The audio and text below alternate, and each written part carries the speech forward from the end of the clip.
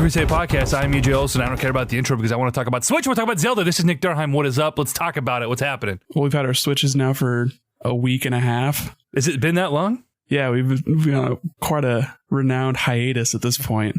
Longer than ever before. Well, you've been totally sucked into Zelda. Yeah, to the point where I had my desk torn apart and my computer sitting on the floor in a random corner of my room, and then with the express intent of rearranging my room so that I could have a better sitting area for experiencing Zelda on my TV.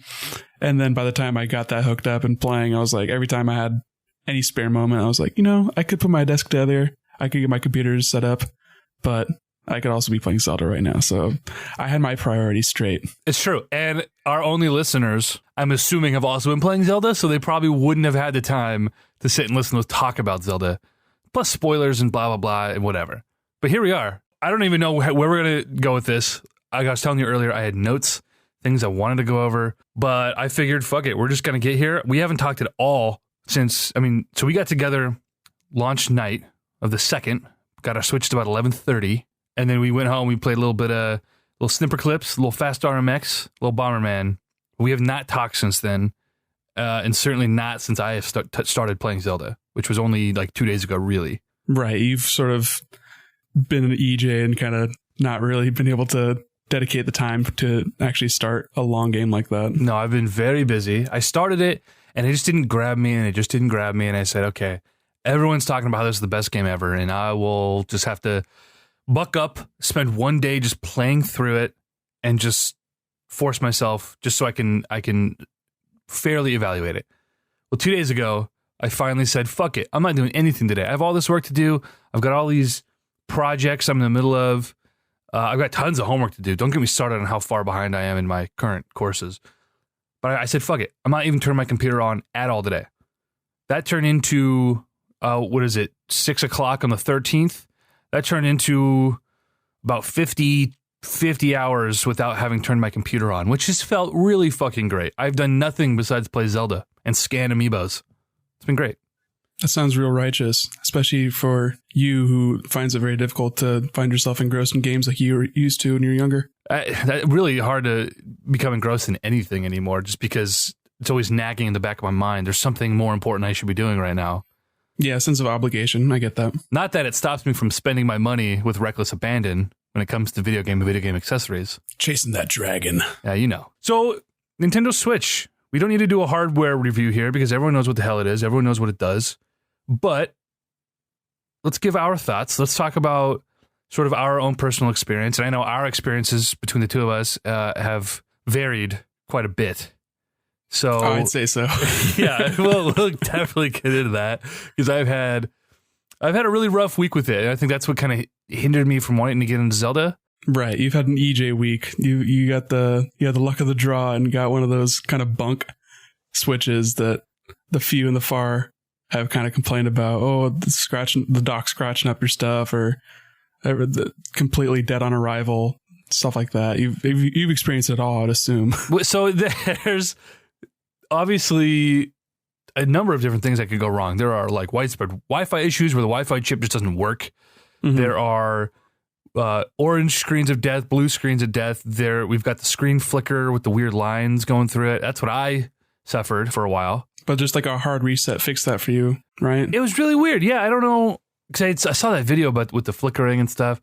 I was like, that's pretty bizarre. And I wonder if this has anything to do with it. I bought several different Nintendo Switch cases because I wanted to kind of feel out what's going to work best for me, which accessories will I be able to fit, and will it all fit in my backpack comfortably, because I'm going to be taking this thing everywhere with me. I'm testing screens out, and I put the AC adapter, or testing cases out, and I put the AC adapter into one of the cases and zipped it up. And I think what happened was it was pressing real violently right into the center of my screen because it was a really tight squeeze. When I unzipped it, opened it all back up, and turned my Switch on, that's when the really dark colors started flashing. Oh yeah, your screen did not like that. No, I was like, okay, and then it started getting these sort of horizontal lines through it, and there was one really big line on about a third of the way across the screen, big vertical line, like a whole row of dead pixels almost. I was like, oh no. Jeez. I had a fucking meltdown. I was like, Sarah, my goddamn Switch is broken. It's broken and there's none anywhere in the world. What am I going to do? I reset it. It didn't fix it. So I was thinking, oh my God, is the magnet in my folio cover? Because I have the little folio cover with the stand so I could like prop it up and play with the controller in bed. I was like, is the magnet fucking up the screen? Like, what's going on? So I did it. I did a full power cycle, turned the whole thing off, let it sit for about 10 minutes, turned it back on, and it's been fine since. Who really knows at this point? Nintendo's not saying anything. The people who broke down the Switch have no idea what's actually wrong with it. I mean, we kind of know what's going on with the Joy-Con connectivity issue, but beyond that, it's just nah. Well, even the Joy-Con connectivity issue, Nintendo has basically said this is not a real issue. This is an isolated incident. We do not have widespread reports.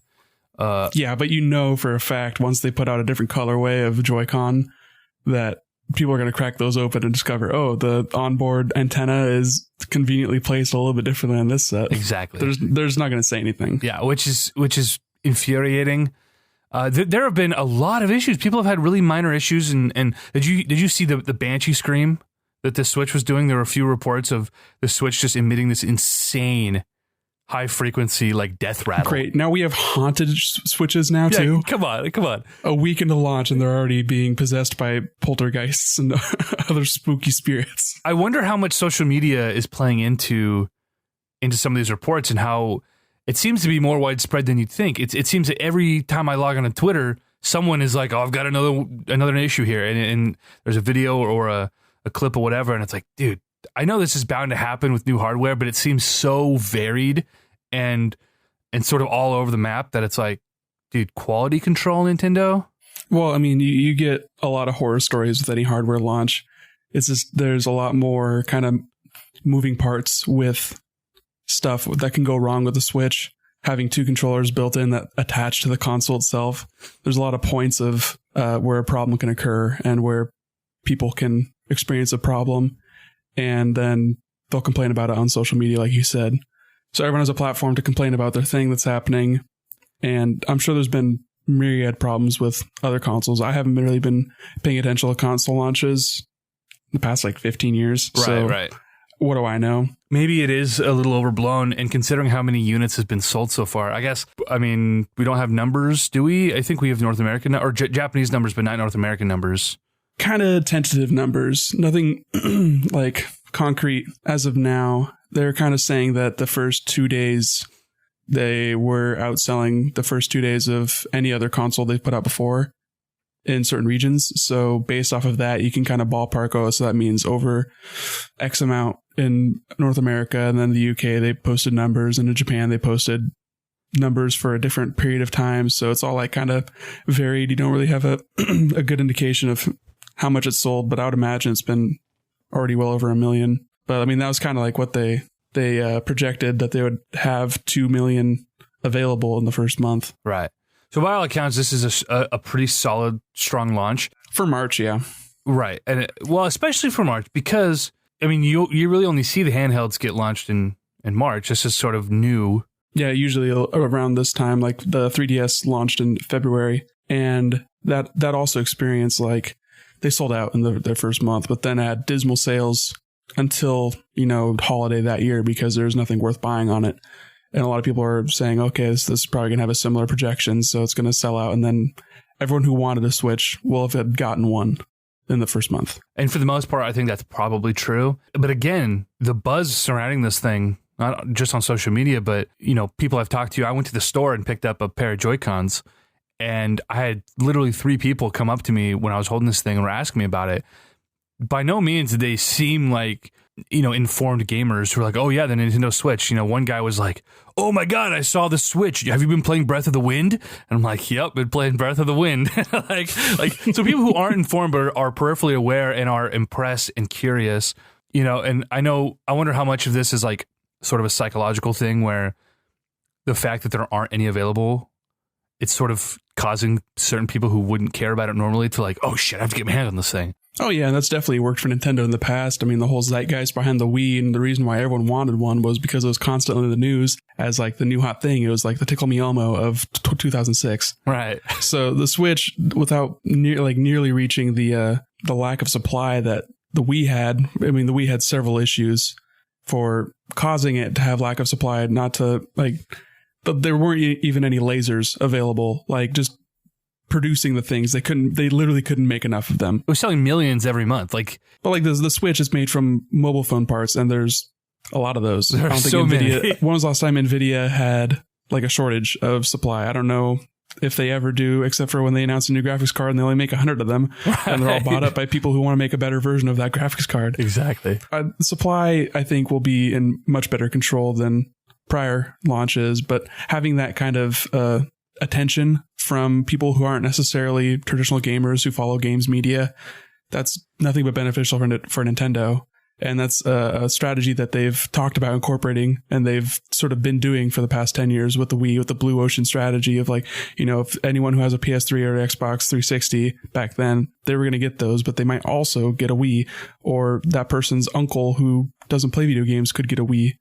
But then, also those are the people who are playing mobile games. And then are those people actually buying hardware dedicated to games? And we don't know that yet. I mean, we can kind of see that the 3DS has been pretty successful, not necessarily compared to its predecessor, but I don't think there's any doubt in my mind that the Switch is going to surpass the Wii U, because the Wii U people just thought was just a big controller for the Wii that cost a whole lot.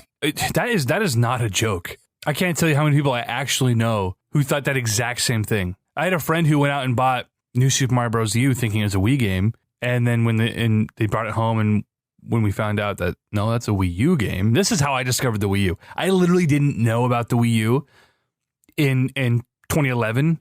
I didn't find out about the Wii U until like late 13. Didn't even know it existed. And so my buddy got this game and was like, oh, because we were a huge fan of New Super Mario Bros. Wii. Mm-hmm. Loved that game. And so when we got New Super Mario Bros. U, we thought, oh, perfect, new game. That's when I found out, wait, the Wii U is a different console? Like, we've been down that path before. Just abysmal marketing. They don't have that problem here.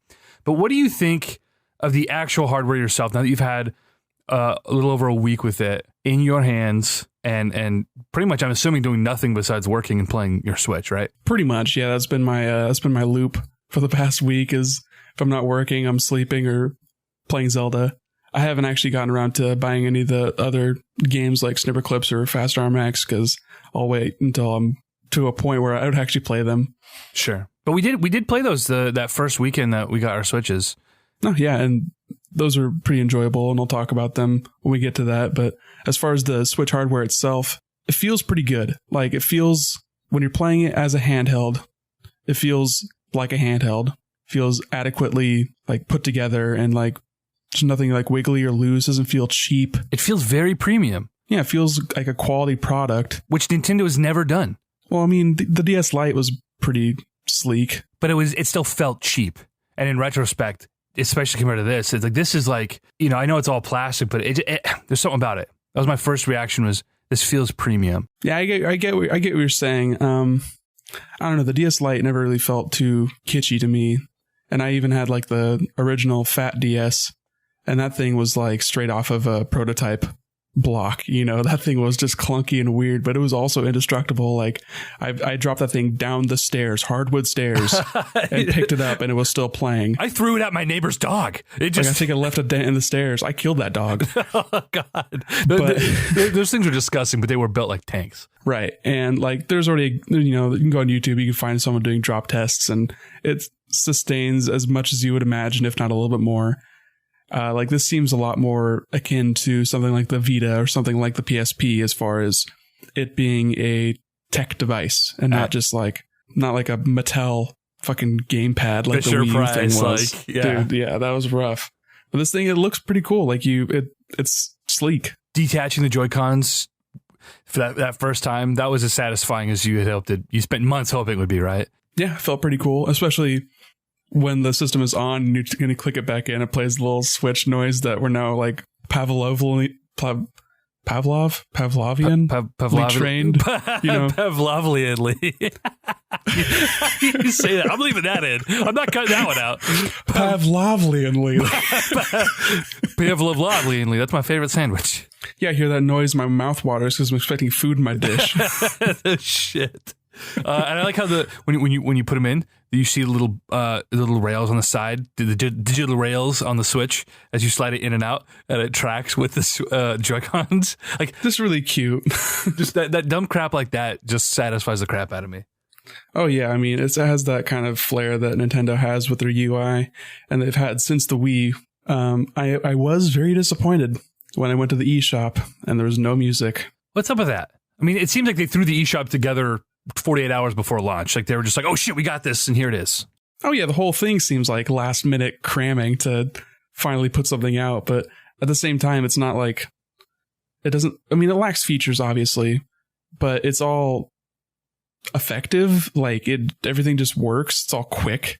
Like going from the game to the home like menu screen and then going to your album is all instant. Like you're not like waiting for shit to load like with the Wii U if you press the home button and then try to go like online to look at a guide or something. Everything was just loading and loading and loading, and I haven't had that problem at all with the Switch so far. Yeah, I think this is sort of the perfect amalgamation of everything Nintendo has done right with their own UI. The sound effects are wonderful. Have you gone to your friends lists? Yep, the little Twitter sound. Sounds like Animal Crossing. Oh my God, I was thinking that exact same thing. So much of it really does. Even in Zelda, and we'll get to this, but there are moments in Breath of the Wild that I'm like, this is so Animal Crossing to me. And I get this weird momentary nostalgia for a game that is wholly unrelated to the experience I'm currently having. It's really weird. It's part of the Nintendo cinematic universe. Oh my God, dude, they get in your brain. They got to put Animal Crossing in the Zelda timeline.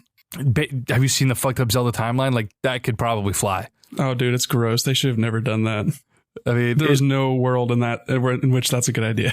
It made sense with the branching timelines because of Ocarina. Like, it made sense that, Aonuma put all the games he didn't actually work on into the bad timeline.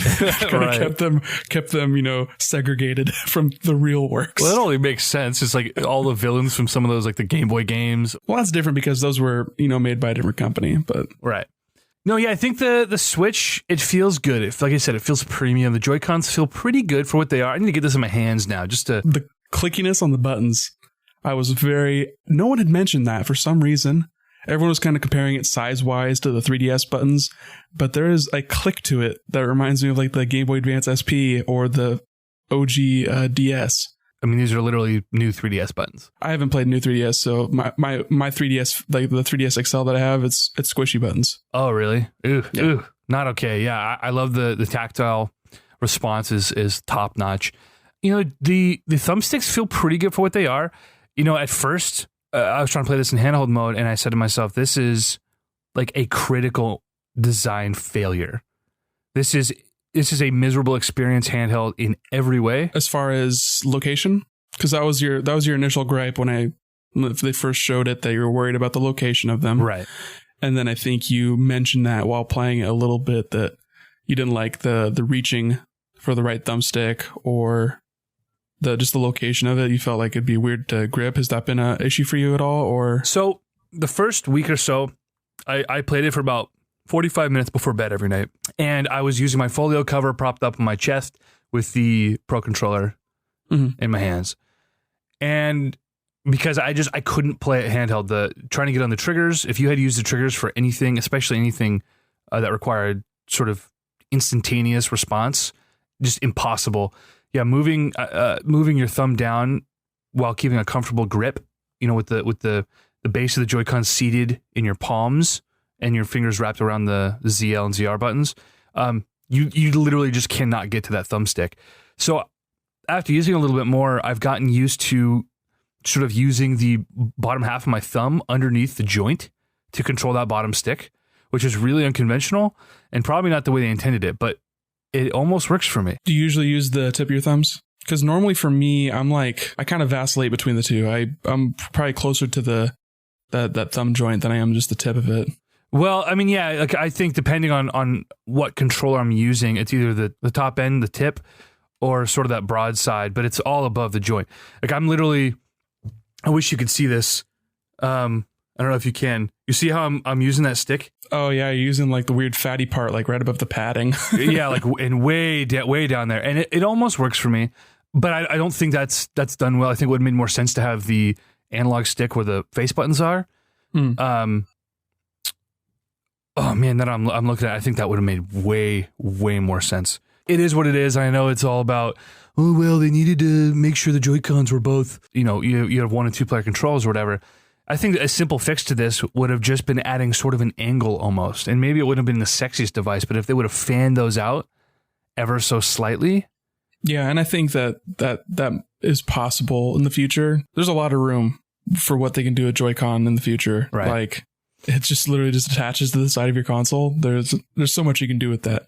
I have seen mock-ups, and like we've talked about before with the leaked blueprints, right, or what have you, with the talking about like, the prototyping for the Switch with the grip that had angled slots, so that when you did put it in, it would have it seat at a more comfortable like 45-degree angle that you see on the Pro Controller, right, or on conventional controllers from Xbox and PlayStation. And I could see that happening, but as far as the symmetry, I think that's like a big like pillar for what they want to sell the Switch for, in that it's 2 controllers that come with the console, which you don't see anymore. It's very, very centric to the idea behind the console itself, is having a couch co-op machine. I understand the reasoning behind it, and I'm not even disputing that. I just think it was the wrong decision. I think, based on what I'm seeing on the internet. That's fair. I just have bigger complaints to the Joy-Cons than the stick placement. Sure. And as a handheld, though, this really does work, and it works better, despite my grievances. It works infinitely better than the 3DS. The Circle Pad was just such an ill-conceived piece of trash. The Circle Pad fucking sucks in every way. So this is an insane leap forward. So I really can't complain. It takes some getting used to. It's not the most comfortable thing in the world. I still think the Vita is probably the most comfortable handheld in that respect, despite its very tiny thumbsticks. For what it is, I think it works really well. And I can't tell you, I know on prior pods we talked about how if Zelda runs better on handheld, I'm going to only play it handheld. And I've definitely walked back on that. Now, just the convenience of having it on my TV and playing with the Pro Controller, like the Pro Controller is a must. And I'll get to the Pro Controller in a second. But I can't take for granted how nice it's been. Like yesterday, I played for about 4 hours sitting on my couch, and Sarah got home, and she wanted to watch a show out in the front room. So I just, pick up my Switch, grab my Zelda amiibo, and I spent about 2 hours on the couch with her resetting my clock and grinding my Zelda amiibo for rare loot. And I was like, I can just do this now. I'm sitting on the couch. I don't have to really be paying attention. I can just have this thing on my lap, and I'm just doing this for 2 hours while we're watching something where, it just, the little quality of life, the convenience factor is really nice. I'm curious to see how it's going to work when I actually take it to public. I'm going to take it to school tomorrow, see if I have some free time to whip it out and just sort of get that experience. I take it you have not really fucked with it in handheld mode at all. I've played it maybe a grand total of 3 hours in handheld. Has that been away from home or? Yeah. I haven't played it in handheld at home because when I'm at home, I have it plugged into my TV and I'm playing on my TV. Sure, fair enough. But playing in handheld mode, definitely like since the sticks are smaller, the travel distance is shorter, I changed the options in Zelda. You can change your camera speed.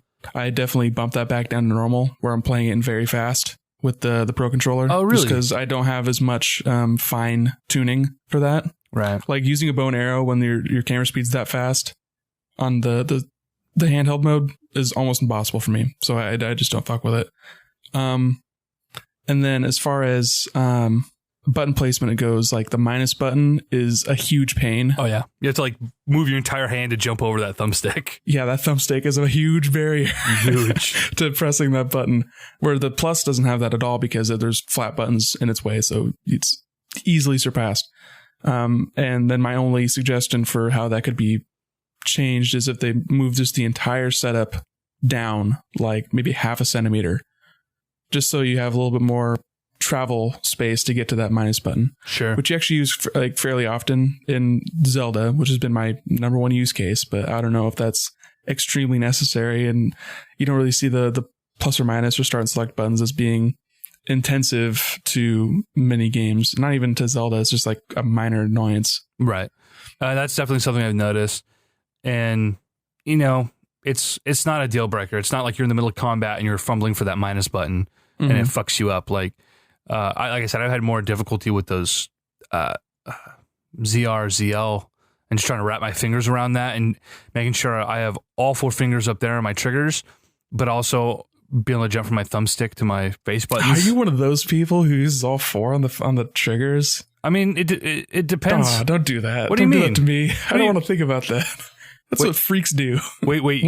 One finger on top. You use your ZL and ZR with your pointer fingers? Yeah. When are you ever using both triggers at the same time? Oh, I have to pick up my Switch. That doesn't feel... Then you have your middle finger, your strongest finger, on support underneath that lip. It just depends. On the back. It just depends on the game.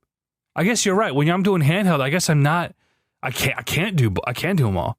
I mean, then it makes it more like the 3DS where you just have one finger on top. See, I guess that makes sense from a handheld perspective, but that's why I play with regular controllers too. Is I just have one on top because I don't know. The index fingers is what matters. And that's true. That's it feels so foreign in a lot of ways. Like it's not quite right. I don't want to say it's half baked because I think a lot of care really did go into this, and they tried to get everything as right as they could without sacrificing anything that they wanted to accomplish, you know? Right, yeah. This is definitely a console that's built on compromise. The screen, I've got some issue with the screen. Obviously, I understand they didn't want to go with glass, not only from a cost-saving perspective, but also this is going to be a kid's device more often than not, and you can't have a glass screen that's going to shatter if it gets dropped. So they went with a plastic screen that will not crack, will not shatter. That thing will be indestructible. And for that, I'm totally fine with, like, if I get scratches in my screen, I can put up with a lot of scratches before I want to replace it. I can't put up with a crack. Sure. And that's fair. In my experience, depending on the crack, I've had a lot of cracked iPhone screens. Big scratches annoy me way more than a crack does. A hairline crack or whatever. Obviously, a shattered screen is a completely different story. Cracks are a little easier to hide than a big gouge out the front. But here's the thing. Get a screen protector. It's a total non-issue. If you do not have a screen protector on this, either you don't give a shit about playing it handheld, or you deserve to have a scratch. Because I look at this thing, this fragile piece of technology, it baffles me that someone wouldn't put a screen protector on it and then complain that they got scratches. Like, even if the dock is the one scratching it, which apparently is a really, really rare occurrence. Obviously, the first 2 days we heard that, oh, don't put it in the dock without putting a felt cover on it. Like, but apparently that's really, really rare, and not as many people are experiencing that as. And then Nintendo could have avoided that if they had made their docks with any sort of structural integrity. Because it's happening with a lot. I've seen pictures where the dock has been pinched, which I would imagine just happens from shipping, right? Because it got bumped, or FedEx or UPS is throwing them around like the light trash that they are. But they're very, very susceptible to getting bent inward. Then just a subtle difference in that is enough to scratch up your screen, which luckily it looks like most of the scratches that do occur are happening on like the bezel. Right. So it's not really impeding your view of the game you're playing, but still it's annoying, especially you just bought a $300 device and it's the use case that it's being sold to you to be capable of doing is causing it harm. That's troublesome. It is. And again, it's frustrating that Nintendo's only response has been, well, this has been pretty rare, and we're gathering information, so please, come forward if you have anything to say about it. But this isn't an issue that most of our customers are experiencing, and it's like, and to be fair, that is definitely true. It just seems like most companies would come out and say the right thing, where they would say something similar, but also, we're going to make it right with our customers, and we have X, Y, and Z. It's like Nintendo is all about pleading the fifth. They basically stop one stop short of saying, well, we don't care. But they said something, and that is rare for them. That's true. Here's what frustrates me. When the night my Switch started going haywire, and I was thinking, this is it. I got to go exchange it. Oh, but I can't because Best Buy doesn't have any, and Best Buy won't get any in stock. They said $2 million for the month of March. I won't be able to get another Switch until at least April, and even then, there's still going to be a rush of people who didn't get one. It's going to be months before these things are regularly available. And that's almost every launch also. Not so much lately. Xbox, PS4 didn't have that issue. PS4 had availability problems at the start, mostly for like controllers, but I mean, you were a little bit hard pressed to just walk into a store and get one. I am recalling differently, at least in our neck of the woods. I was able to go out 2 weeks after launch and they had literal stacks of them. Because I initially got my PS4 right after launch and then I returned it immediately. But when I realized Best Buy's not going to have any more of these in stock, I went on Nintendo's website and said, okay, I've got to send this in for warranty replacement. That's my only option here. I want to play Zelda, but I don't want to wait 2 months to exchange this. And I don't want to put all this work into Zelda and then get a new one in a month or two and then not be able to transfer my saves because Nintendo, what the fuck? What the fuck? I sincerely hope they remedy that in the future. So even if you do send in your console and they fix it and send it back, then 9 times out of 10, it's going to be a system restore and you're not going to have any of that data anymore. And you can't even go in and like transfer your save data to a micro SD, which it technically like it should be able to hold save data, but there isn't the detailed memory management to allow you to do that. And I don't think you can even transfer game data, like just actual games you download onto a micro SD. Yeah, you've got to archive the game so it keeps the save in the system memory, and then you delete the game and reinstall it. So at least you can keep the memory somehow, kind of, right. But just not if you destroy the thing.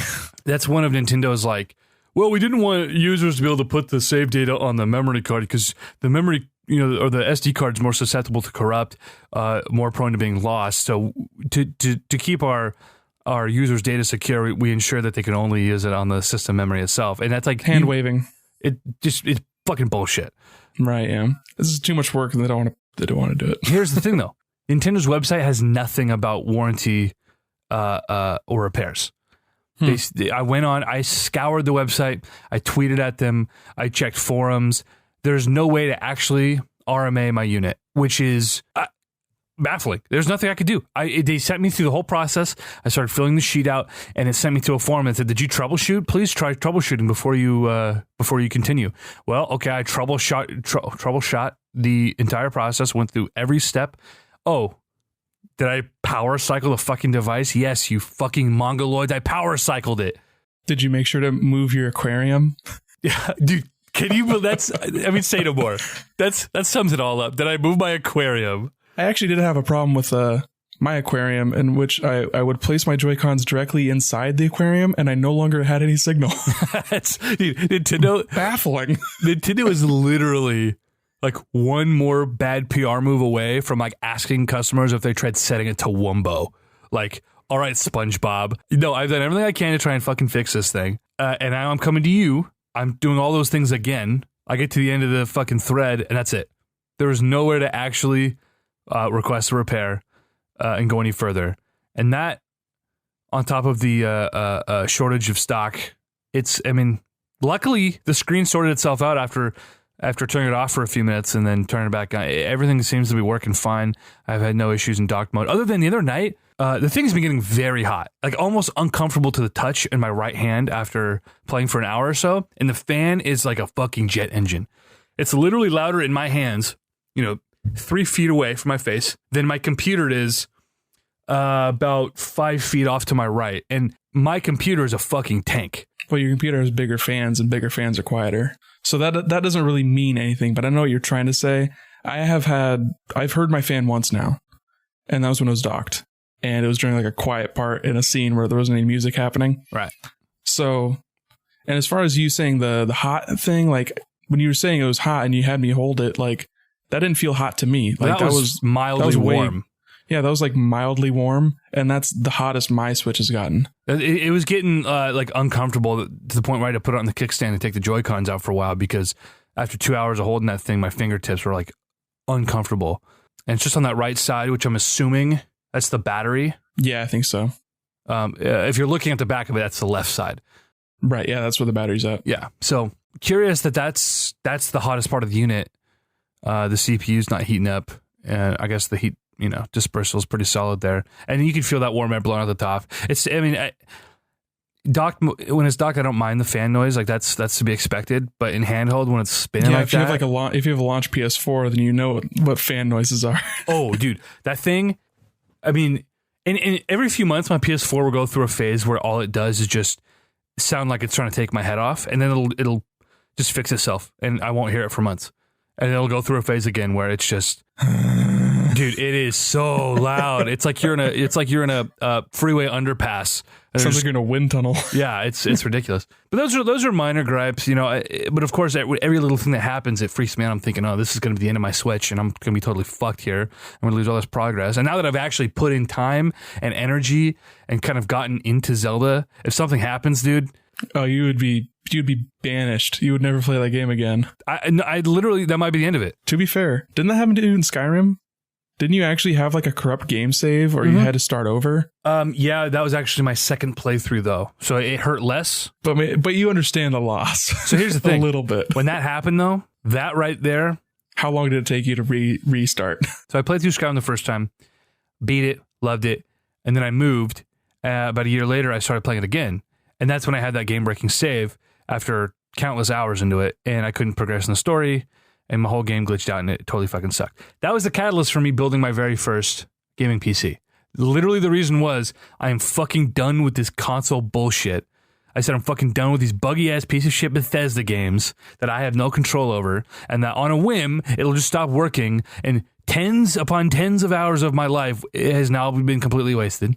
Welcome to the Console Crusade podcast. Exactly. So that is the reason I bought and built a PC explicitly for Skyrim. And I don't regret it. Still have that PC. Still a real nice machine. It's a nice relic.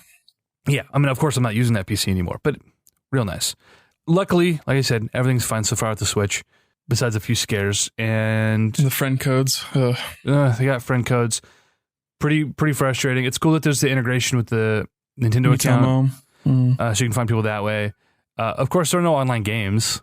I hope that gets more. Everyone hopes that it gets more fully fledged. Who the fuck knows what is happening on the pipeline? There's been nothing to indicate any positivity. No. Just the slight ease of me seeing you popped up as like a recommended friend. I was like, oh, that's kind of nice. We were friends with Miitomo. Right. I thought like the one thing I was like pleasantly surprised and I thought was cool was being able to screenshot and then share it to Twitter or Facebook. Like that was pretty seamless and pretty like painless. Yeah, it's nice. Set up. I haven't shared anything to social media, but I've been snapping things occasionally when there's something particularly interesting. A couple things I need to ask you once we start talking Zelda in just a few minutes here. But I've been screenshotting these things with the express intent of uploading to Twitter and asking all of you guys about them because I'm like, what is this crazy thing? There are elemental dragons, Nick. Have you seen the elemental dragons? I've seen all three. There are 3 of them. There aren't 4. I've seen 2. I've seen the fire and I've seen the electric guy. I think there's only 3. Dude, Shenron, dude, freaked me the fuck out. I was way up on this cliff and the thing literally, like I tried to jump on it. I was so close. I tried to jump on it, but I was just a little too low. Should we inject a spoiler alert before we stop right into that? We will. Because I feel like that might be. What do you mean we will? Like, are you going to do it in post? No, hold on. A couple things I still want to complain about the Switch. All in all, my initial impressions, like that night we got it, was that this feels so quality. I'm so happy to have my hands on this thing. This is the future of video games. And that I do believe. Yeah, I believe that totally, yeah. We're going to get to a point where the technology is going to be so powerful. And as we see diminishing returns in power, like I've been saying that. I know. Finally agreeing with me.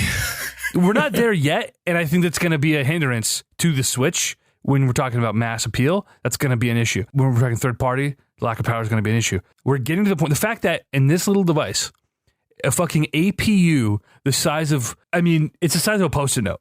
And that thing is essentially a souped-up Wii U, which was a souped-up Xbox 360. I guess we're talking hardware that goes back to 2005, 2004. But still, that's impressive. Like, that is really old tech. But consider what the Xbox 360 was doing 4 years ago.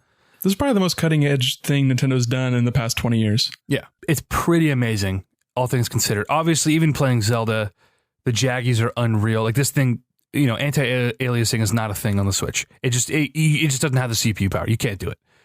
So you're getting a lot more of those jaggies and sort of the wonky effects, and you're seeing the seams a little bit. But I'm playing this thing in handheld mode. I'm like, I can't believe this is a freaking handheld game, dude. Like it's really amazing. And you know me, I'm a total graphics whore, but even that I'm able to forgive. Handheld's a different realm. You forgive a lot more when you're holding it in your hands. Even on the TV. It's not as noticeable as I thought with the jaggies and the wonky shadows. It never is. It's only when you're watching a video and you're not the one controlling it. That's when you really see it and you really see how bad it can be. But when you're playing it, it takes a lot more to actually pull you out and be like, oh, damn, why is the frame rate so bad? I wish it wasn't raining.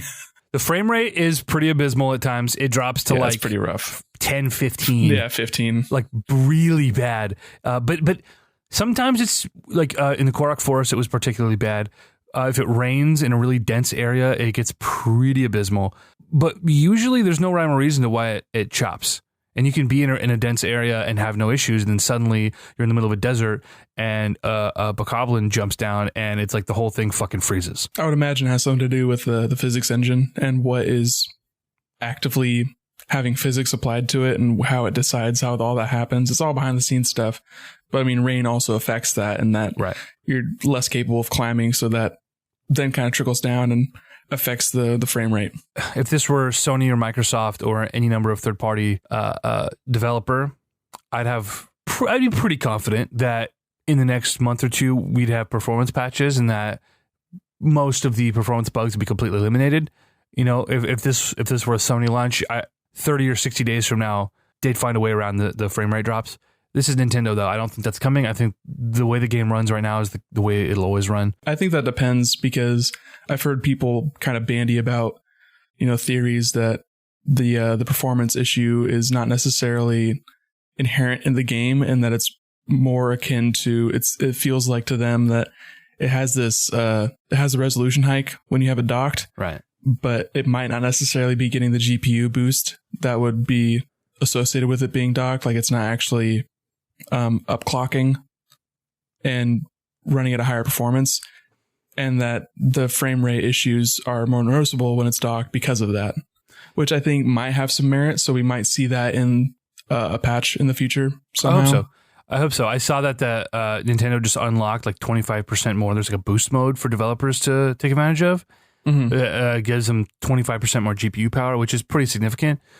But also I read something about the Wi-Fi causing performance issues. Yeah, who knows? This is like, it just came out, so bugs are more apparent when you have a use case or like a user base of 1 million people versus however many people they had in their quality control.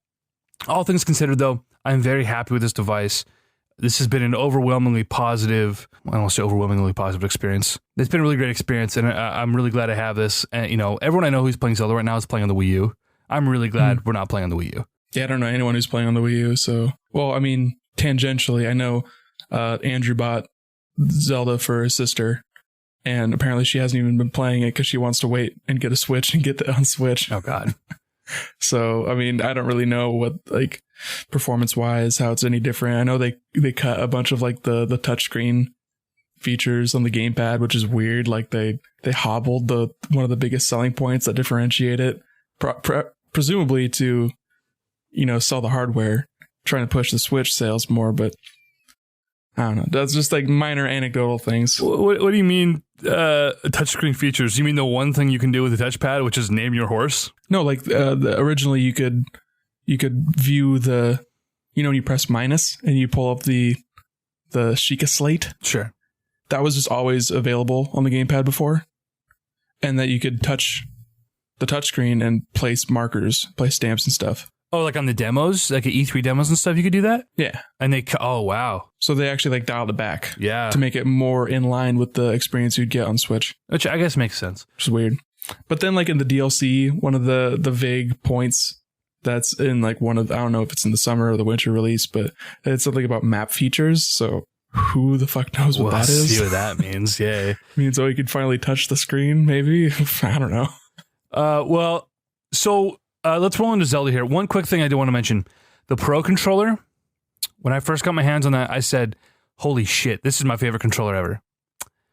Oh, well, recency bias is a real thing. And also, no controller is your favorite controller ever. Well, the GameCube is my favorite controller ever. But even then, that's not even a great controller. I wouldn't use it today for a lot of modern games, no. No, because the D-pad's inaccessible. The C-stick is it's too firm for some reason, and it doesn't match. Like, there's no way to grip it, really. Yeah. And there's no second, like, left bumper, and there's no select button. Like, it's missing out a lot of things. It feels the best, but it isn't the best. Considering the experience we needed it for, like, that's my favorite controller of all time. Like, the Wavebird, amazing. Yeah. Nostalgia. But we digress. Yeah. No, the Wii U Pro Controller, initially, when I was just feeling it, I was like, great heft, nice width, wonderful sticks. Yeah, the Switch Pro Controller. You said Wii U, so. No, fucking, they're the same thing. Well, I mean, you just said great heft, so. That's true. The Wii U Pro Controller was light as a feather. You lose it in a strong breeze. I threw that at the neighbor's dog, and the dog ate it. So, the Switch Pro Controller, I thought the sticks felt very, Very nice. The material was solid. And when I first got my hands on it, I said, dude, these might be my favorite sticks ever. Like, I might be buying a bunch of these and replacing my 360 sticks with these, or my Xbox One sticks, because we found out in the teardown that they are probably interchangeable. They're using the same mechanism, same shape and everything, so you should be able to theoretically pop them on, no big deal. After I used the controller a while for Zelda, I started experiencing like severe hand cramps in both my hands.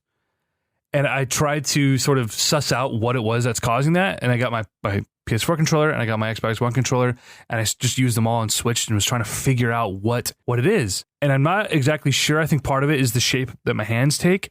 And when I'm holding forward on either of the analog sticks, my hands aren't just resting on the controller. I'm having to sort of hold the whole controller and hold all 5 of my fingers like in place and then move my thumb. I don't know if I'm describing this accurately. I understand what you're saying. It seems like you're like pinching your entire hand to do a simple movement where it just means moving your thumb for a normal person. Right. It's really unnatural, and it's something I've never experienced with a controller before. I've had this issue with computer mice. You know what I think? I think you should take your middle finger off of the triggers and just use your index fingers. So you're actually holding a controller like a normal human. Well, fuck you. Most of the time when I am with Zelda so far, I actually don't have any hands on the triggers because I've just been exploring and I'm trying to be comfortable. And, 3 hours of just holding the analog stick forward, I think would be sort of cumbersome and I don't know, I would grow weary of that with a normal controller. To be fair, you've been holding forward a lot more than most people would with their experience with Zelda because you've been like mainlining the towers and just getting the map unlocked. One sec here. We want to issue a formal spoiler alert. So Leaf, if you haven't made, are you going to copy paste this in front of the Zelda or the Dragon spoilers too? Oh, that's not really a spoiler, is it? I mean, I would say that's more of a spoiler than some of the story stuff. It's more of a spoiler than, say, spoiler alert, there's Kakariko Village in this game. I think I mentioned that earlier too. Yeah, you did. So like some people want to experience that fresh. Okay, so maybe I'll put spoiler in the title, but like now we're gonna possibly get into real spoilers. Not too much, I hope, because I haven't seen too much. But and we have different things that we could spoil each other on, and neither of us have experienced the entire game. Exactly. So. That's why it makes some of these open world games is really difficult to talk about because you could put 100 hours in and everyone's experience is different. Right, but that also makes it more fun to talk about because I can be like, have you tried this thing? You're like, no, what does that do? You're like, you should try it and find out for yourself. Like I saw a really cool video that I want to talk to you about. That was just like, it's just a cool physics thing. So this is our official spoiler warning. Hopefully if you're listening to this, you knew going in. But to wrap up our thoughts, Switch, I love it. I really hope we get a more robust library and more reason to play it. Obviously, for me, as a Nintendo fan, if I get Smash Bros., I get Mario Kart, and I get Zelda, I'm happy.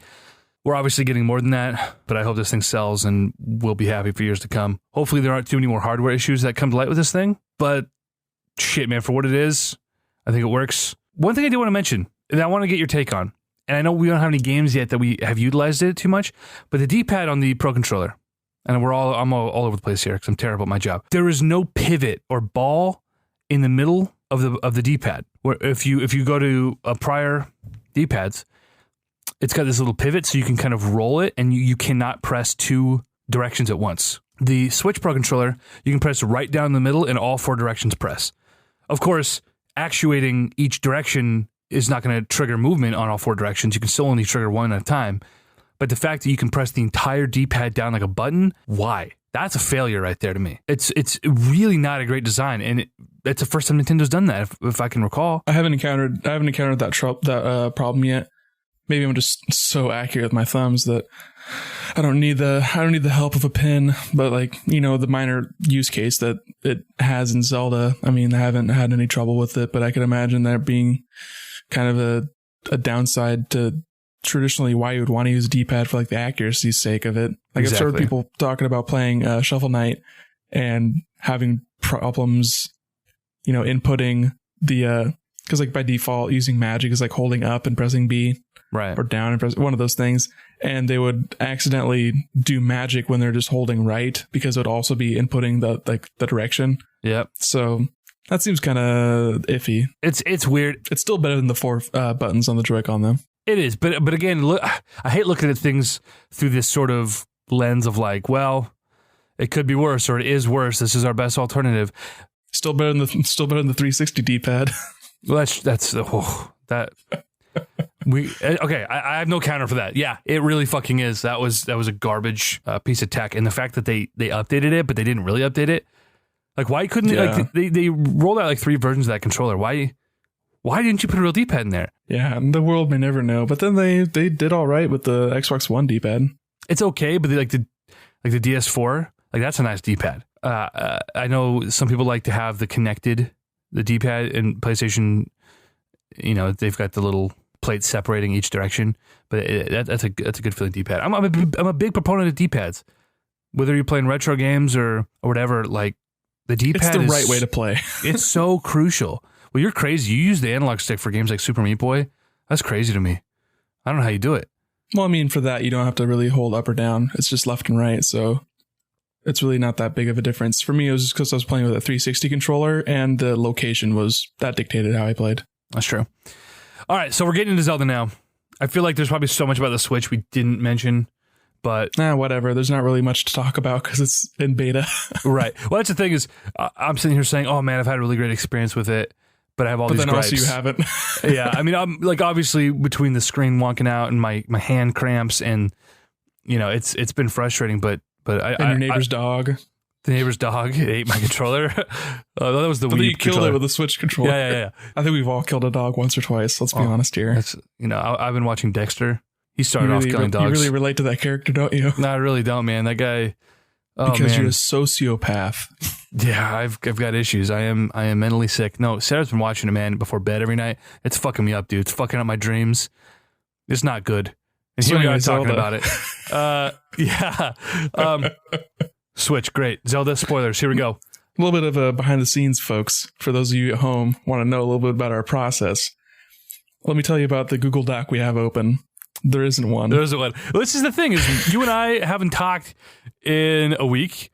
You were supposed to come to Eugene this week and cough, and we forgot how to talk to each other. Also, that so sometimes we get a little tangential and we talk about Dexter.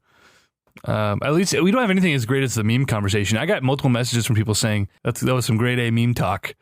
I was like, yep, that's what we do. There's the one thing I can have people remember me for when I'm dead and gone is being knowledgeable about memes. Dude, Nick Durheim's got the hot takes on those dank maymays. Mamay. We are hitting 59 minutes and 36 seconds. We said we want to talk for an hour. Of course, this is not pod time. This is our record time, which will vary a bit. But we said an hour on the Switch. Nailed it. Perfect. Nailed it. So Zelda, we're getting into it. I have a lot of hot takes on this game, and you and I are going to disagree, but I have to preface this whole thing by saying I am so fucking glad that you found an open world game that just bit you right in the ass and that you are actually enjoying. Like, you are experiencing what we... I'm not enjoying it because it's an open world game, though. Open world, for one, isn't a genre, and describing a game as open world is like describing a game as 2D. It doesn't really do much for you. I get what you're saying. I think it says more than saying a game is 2D. Saying a game is open world, I think there are certain expectations with what an open world game is that you automatically know X, Y, and Z about this game. And Zelda definitely hits a lot of those tropes. Breath of the Wild definitely takes its cue from a couple of Ubisoft games. Yeah, but to be fair, how many of those tropes were originally started by the original Legend of Zelda? I mean, really, I don't think a lot of them. I think, like, spiritually, there are a lot of these things like, oh, it's just like the first Zelda, and then you do this and you do that, and it's like, but really... Or even like Ocarina of Time, with finding a map and then having a map available, which is essentially the same thing as climbing a tower in Far Cry or Assassin's Creed. It's totally different, though, in old Zelda games. Is it? Okay, you didn't really play Ocarina of Time. So. Well, I did. I played through a fucking ton of that game. I just didn't beat it. I'm just saying you're casual. I'm just calling you out for your shortcomings. I really am. I can't sit here and have a dialogue about it. I'm a fucking filthy, dirty casual. And you're a normie. Yeah, you're getting me all hot and bothered right now. So, as an open world game, though, there are a lot of things that you are experiencing for the first time in a game. I'm assuming, for the most part, for the first time, and that's just cool to, like, just the little bit of dialogue we have had, and in my mind, I'm like, this guy, we've been doing this for years, but welcome to the dark side, you know. So that's cool. That's really cool. That's a really stupid thing you just said, but do continue. Welcome to the dark side. We've got Mountain Dew. Christ. That's fucking disgusting. I'm so Welcome sorry. to the meme side. We've got LaCroix. We do have LaCroix. I'm almost out of this orange drink. I need to go get some more. The dank elixir. So, all right, Zelda, what are your thoughts? Just so far, you've spent how many hours? Oh, man, I have to check my Switch because it finally unlocked the hours played, but I would probably say like 20, 25. That's about right. I want to get into whether this feels like a Zelda game or not, and we're going to disagree about this. That's fine. But I want to know, as someone who has played most of the 3D Zelda games, have you beat most of the 3D Zelda games? Well, I've beaten Ocarina of Time and Twilight Princess, and I've gotten about halfway through Majora's Mask before I lost that on 3DS. Then I started Skyward Sword, so that's pretty much all of them. Wind Waker, I beat. You beat Wind Waker. Almost. I got to the fucking fetch quest at the end. I call that an honorary beating. Yeah, pretty much that's the end of it. That's essentially beating it. Yeah, you go through that terrible quest, and then you have a boss battle at the end. So of the 6, I've beaten 3. Okay, so you have a pretty deep Zelda knowledge. You know the formula. Yeah, I have a fair understanding, I would say. Yeah, it's largely been unchanged. This is a major departure. I wouldn't say it's been like a huge departure. Just sort of, it took some of the established things that made the Zelda games inherently linear and kind of tore it open and made everything sort of, gave the player a lot more agency. And so what I'm saying is, like, each time you'd go into a dungeon, you would find a new item that helped you defeat that dungeon.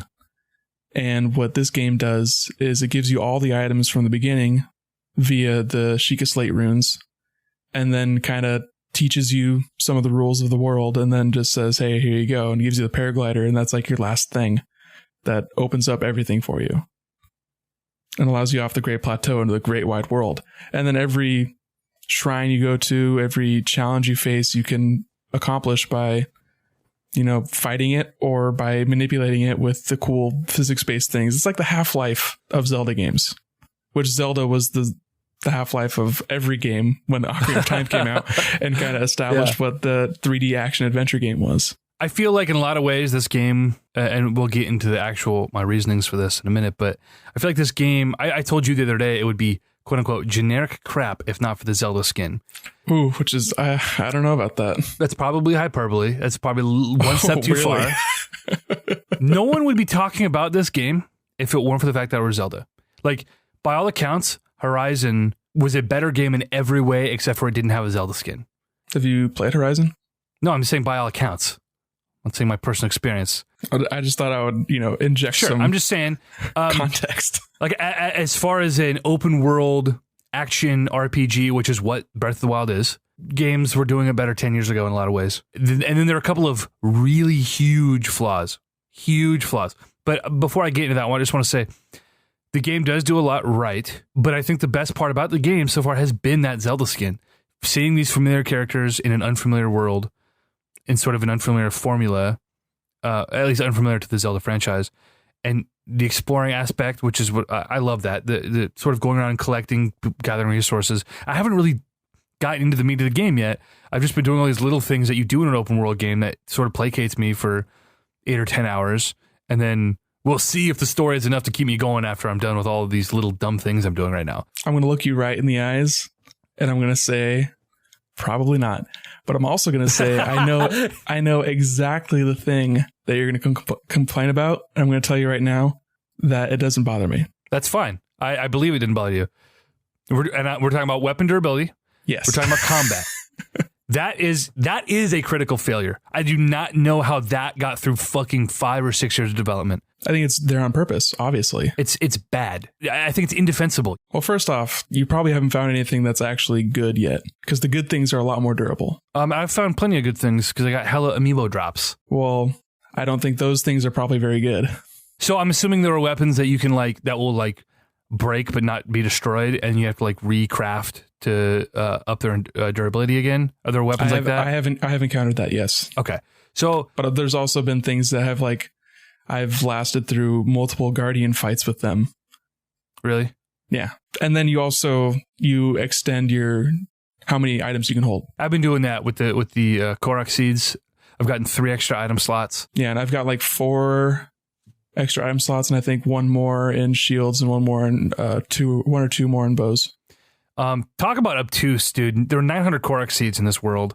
And it's like, man, I need all this inventory space because I literally can't get through a fucking moblin encounter without breaking like my level 40 or my 40 damage weapon. Like a fucking enclave of moblins, and I'm going through weapons left and right. I mean, that's like, you don't have to fight all the moblins. Well, I know that. That's another issue I have with the game is that I don't feel like there's an incentive, especially if you have Amiibo, there's no incentive to fight any monsters. Well, you're playing with cheat codes. I mean, in a way I am. But even then, if something drops from the sky and gives you a pile of meat, that's a cheat code. Sure, it is. But it's a $13 cheat code that you bought 10 years ago. That's I would argue that, but I spent my hard-earned money on it. God damn it, and I'm going to take advantage of it.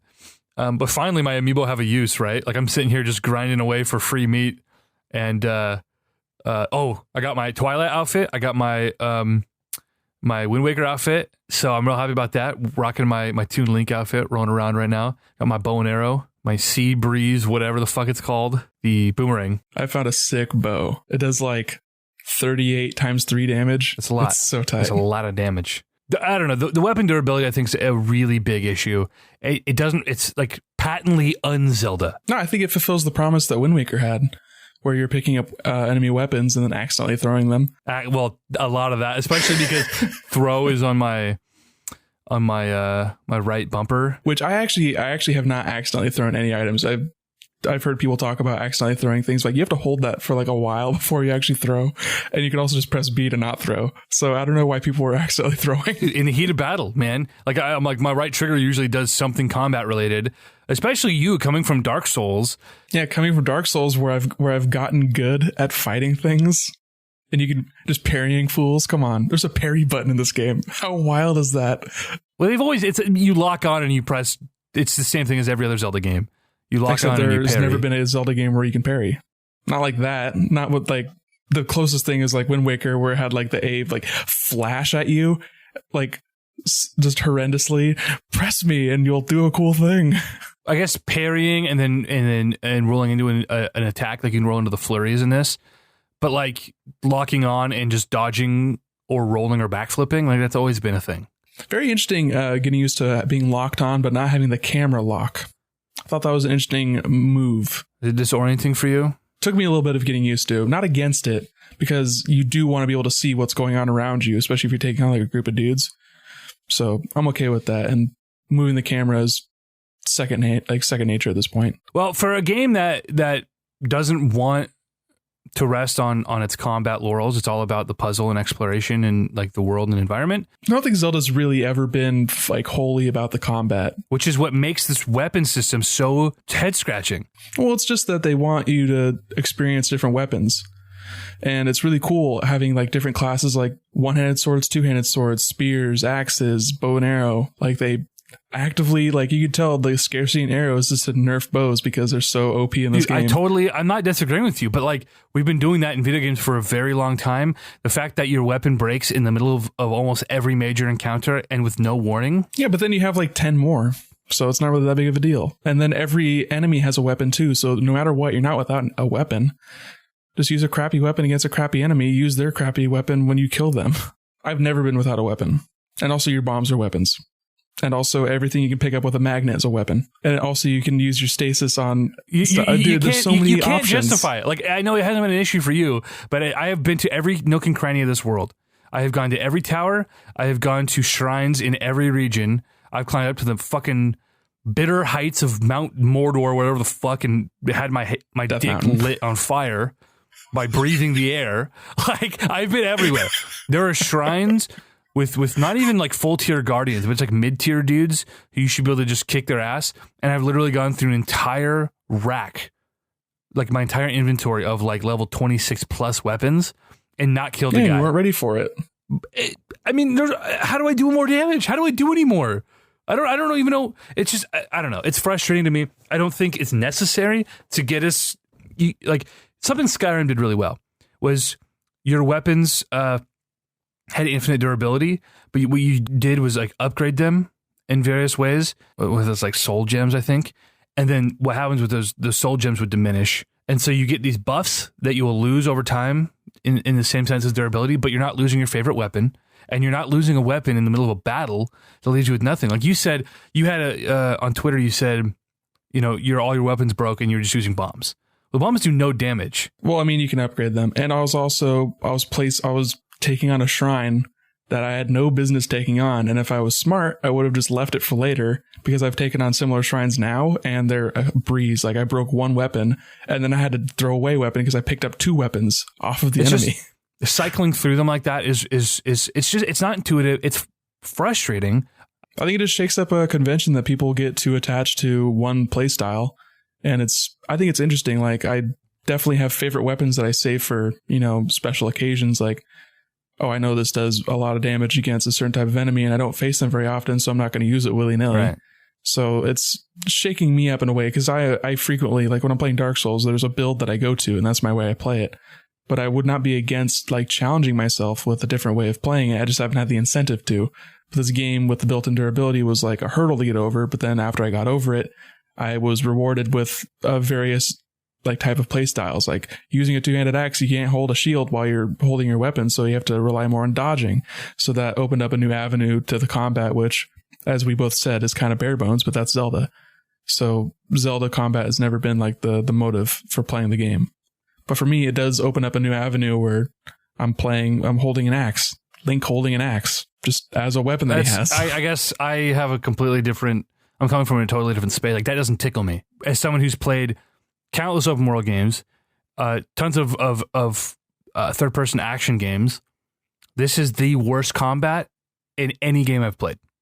And not just because of the weapon durability. But you played Skyrim? Whether we're talking the Elder Scrolls games, we're talking the Assassin's Creed games, we're talking the Batman games, we're talking even some of the old Star Wars games, like any third-person action game. Like, this is the worst combat I have ever experienced. There are like some positive angles you can take on it. And obviously, you're very optimistic about this. Like, I get what you're saying. That's good that they give you the options, but forcing you, like saying, oh, well, it's good that your weapons break after every encounter because it forces you into a different play style. Like, don't force me into anything. Let me fucking play the game how I want to play it. But even just the fact that even though they committed to this shitty broken system with the weapon durability, there is no indication of when it's going to break. And I'm not the only one with this issue here. I think you are probably in the minority. It flashes at you and it says your weapon's going to break soon. So then you can like get one last throw in if you want to do double damage. I've seen comparisons to something like was it Dragon Quest Builders? They had a very similar system, but like your weapon won't break in an encounter. Like if you're in the middle of a boss fight, your weapon's not going to break and leave you totally stranded. And you have a meter, so you know when this weapon's going to break. So if there's a weapon you want to save, and you're going to an encounter that, well, if I knew my weapon's going to break in this encounter, maybe I'll use a different weapon. I don't necessarily need to. Waiting until you're 2 hits away from breaking, I don't think that works. I hope they patch that in. Like even just a why not a meter? Just a little bar on the side of each weapon. So when I check my inventory or look up in the top of my HUD, I can see how many hits I have, or even just a percentage bar. That's a little harder to sort of do the math on. Like I don't know how many hits I have, but like I've got 75% remaining. Like at least a ballpark. Yeah, no, I wouldn't be against that, but as it stands, I'm not too entirely bothered by it, especially since it's so easy to fast travel and it's so easy to the autosave is very forgiving. And I've had points where like, oh, well, I'm screwed, so I die. And then I come back and I can approach the situation differently. Or I can be like, oh, we're not going to fight that Lionel yet. That thing's way too OP. I'm not properly equipped. I need to buy arrows. I don't know. I just haven't encountered any head-bashingly why moments in this game yet. I mean, that's fair. I just don't think it's intuitive. I think it's bad game design. Like, I get what you're saying, and those points are all valid, but you can still hit all, check all those boxes without having to handicap it in a way that's so infuriating for not just me, but that's all I've seen. Like the one gripe about this game I've seen. I get to see it easily cascading into like you can't just change one thing and fix it. Like to me, it feels like it's built up like a house of cards where if you took out the weapon durability, then you'd be encountering too many weapons and then people would be annoyed that you don't have enough weapon slots immediately. And then if you changed how that scales up, and then it's just everything's sort of built together.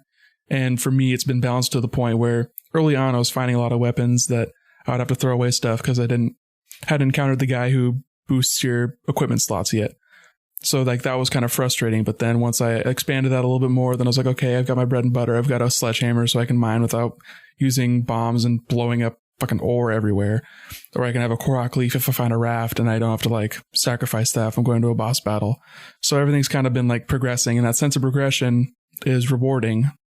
So I don't know if it'd be as easy as just saying, okay, weapons are more durable or weapons don't have a durability tax on them. Like, I'm not a game designer, though I have, high vaunted sort of like aspirations to potentially be one someday, but I don't know what all thought went into the durability system as it stands. I understand your frustration. I have encountered similar, points where I was like, oh man, I wish my weapon would have lasted a little bit longer, but then I just used the next weapon and it hasn't really affected me that badly. I'd be curious to see their justification for it, because I get what you're saying, but I can't imagine that is like worth handicapping everybody else who doesn't care about that. Like, just the thought of pulling that Master Sword out, I've got a couple hearts to go, right?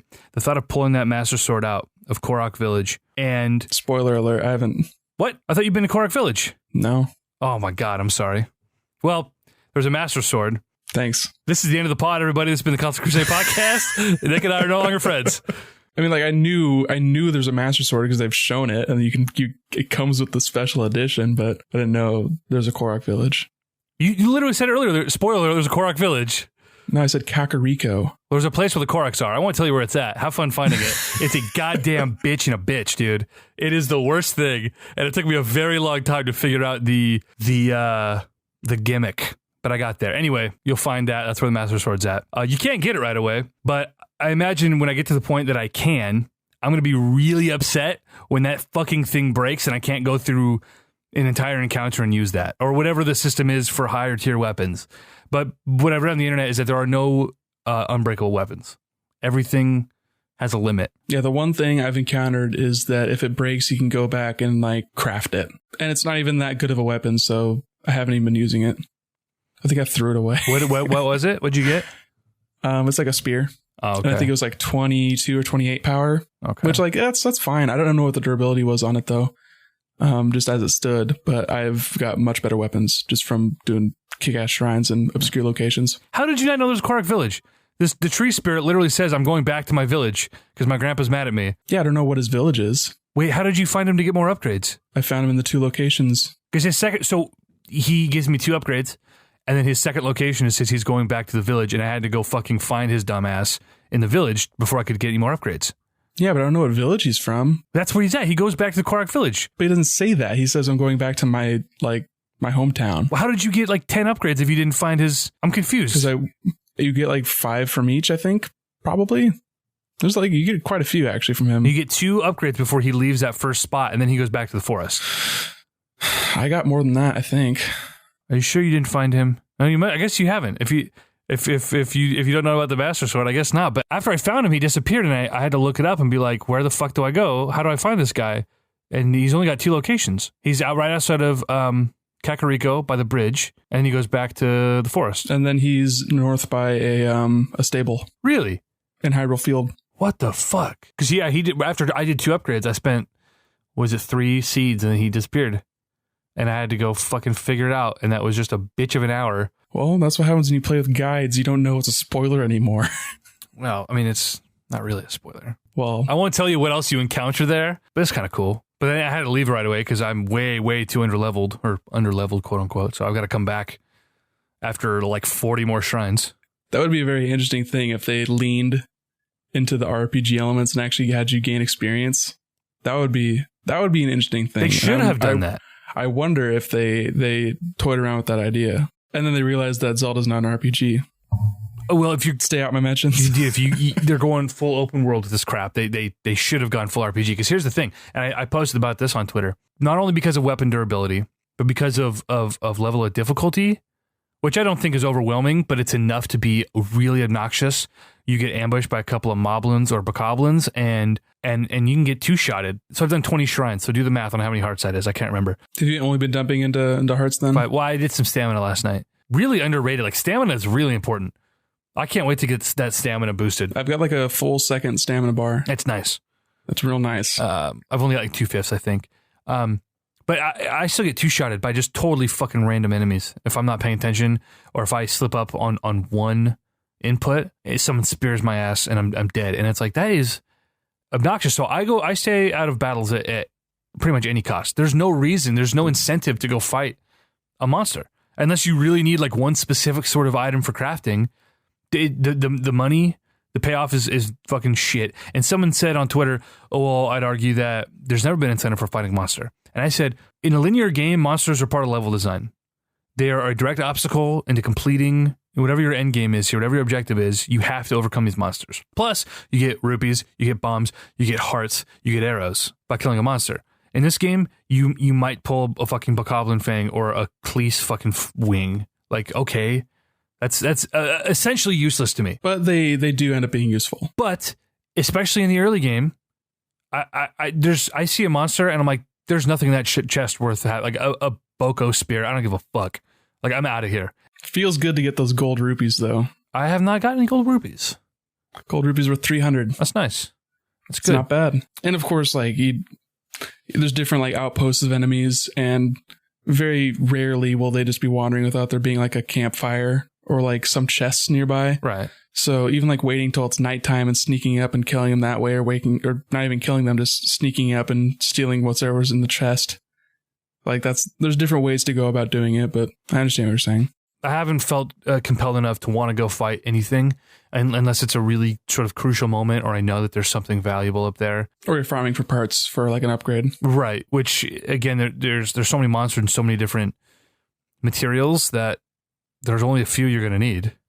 But there's also not many monsters in the grand scheme of things. There's not like a huge variety of enemy types, which is like my like only real like gripe as far as like combat goes, I guess. Sure. There's like got Bokoblins and they're different colored variants. Yeah. And then Moblins, then the Zolfos, then like Keese and Choo-Choos and Octoroks. And that's pretty much it for like basic enemies. Which works in a linear sort of classic Zelda game, but in this big open world. Well, there's been like, it feels like there's been more in prior Zelda games, but I might be just completely wrong. It seems kind of bare bones. I don't think there have. I think there have been more varied enemy design in prior Zelda games in a way that everything in this game sort of all feels the same. Yeah, and that's the price you pay for cohesiveness. Right. You know, I've been to every corner of this map now, which was really a great experience. I spent 2 days. That's all I did this weekend, essentially, was just trying to fill my map out, hitting any shrines I could along the way. Being a cool little cartographer. Yeah, it's like that's what I did in like Wind Waker. Once they opened that world to you, I just went to every single square on that map and I talked to the fish and I got my map filled out because I don't know, it's very appealing to me. It was an adventure in and of itself, going around all over this world, and of course I get up to the highest point I can and I mark all my towers that I possibly can, or pin them or whatever. Dude, I don't know how you could have gotten to some of those towers, because some of those towers I've been to have been pretty heavily defended. Bro, okay. A couple of them are... Have you been to the ice one? No. Okay, so there's one with a bunch of ice surrounding it, and I have no clue how to melt it because I'm assuming maybe fire arrows. I didn't have fire arrows. Bombs didn't work. Bomb arrows didn't work. There's no way I could have gotten around it. I basically just spent an hour circling the base of the tower, trying to like edge clip and to get to a point where I could just sort of hop up. I finally figured it out after like an hour. There's one spot, if you sit on this hill, there's just one little spot you have to land just right, and then you have to, once you glide and you land, you kind of have like 2 hops you can do, kind of weird little hops, just the right spot, and finally got up there, dude. So satisfying. Yeah, I bet you could have lit a fire and just burned it down. Well, there's nowhere to light a fire. I'm not going to get too into the nitty gritty on it, but like, I've actually started some fires with just like firewood and flint, which I think is kind of something that I saw that you could do, and I didn't think I would actually utilize it. Then I was like, oh, I could actually do that right now if I wanted to, like cook up some apples or something. I feel like a real big dumb idiot because there are a couple of times like... or like I want to rest till morning because I don't want to deal with this blood moon crap. Oh my God, the blood moon, dude. When that first happened... Okay, check this out. Have you been to the southernmost tower in like the jungle where all the durian fruits are? Mm-hmm. So that was a real bitch. That tower was a real bitch. You got to climb up the cliff and you have to glide onto the tower and then climb your way up. It was surrounded by those little wizard guys with the fire sticks and electric sticks. Mm-hmm. I had no arrows, so clearing those guys out of there before I got up the tower took me forever, and it was really frustrating. I finally did it, no arrows. Finally, because you have to basically wait for them to reappear and land close enough to hit them and stun them. And if they're too high up, you can't do anything. And then I was down to one weapon because I threw all my weapons and they all break on impact. So I'm like I'm basically just dodging fire and electricity, waiting for him to land. Finally kill him. I'm climbing up the cliff and I'm about halfway up the cliff. Fucking blood moon. Cutscene happens. All the enemies respawn. And I'm like, you have to be fucking kidding me. I just wasted all of my weapons, all of my ammo, killed everybody, used all my fucking, the rest of my food. And here I am. Halfway up a mountain with my thumb up my ass, and I just had to deal with it. It fucking sucked. So that's frustrating. Does that only happen? That doesn't happen at midnight game time. That happens at midnight real time, once a day. That's game time. Is it really? Yeah, because I feel like it's game time like once a week. Oh, I thought it was every midnight. No. Okay, that makes sense. Okay, makes more sense because I've only encountered it twice. It happens every I want to say 5 or maybe 7 days. Okay, because everything moves at a 1/60th. Speed or 60 times as fast. So a minute in game is an hour. Yeah, that's one thing I wish that they would have dialed back a little bit because, you start at the base of a tower. By the time you get to the top, it's taking you 4 hours game time. And it's a little disorienting seeing that moon fly across the sky as you're just sitting there chilling. I think it's fine. It's long enough that because really it's nighttime for 8 hours. Not even that. It starts getting light out at 5 a.m. in game. Right. So it's pretty quick. I mean, it's really quick. That goes by, just a few minutes. So it's a little weird. And I don't see the point necessarily, especially since you can rest at any point and essentially travel to any point in the day. Well, you only rest at fires and you can't rest when it's raining unless you find cover. Oh, really? I didn't know that.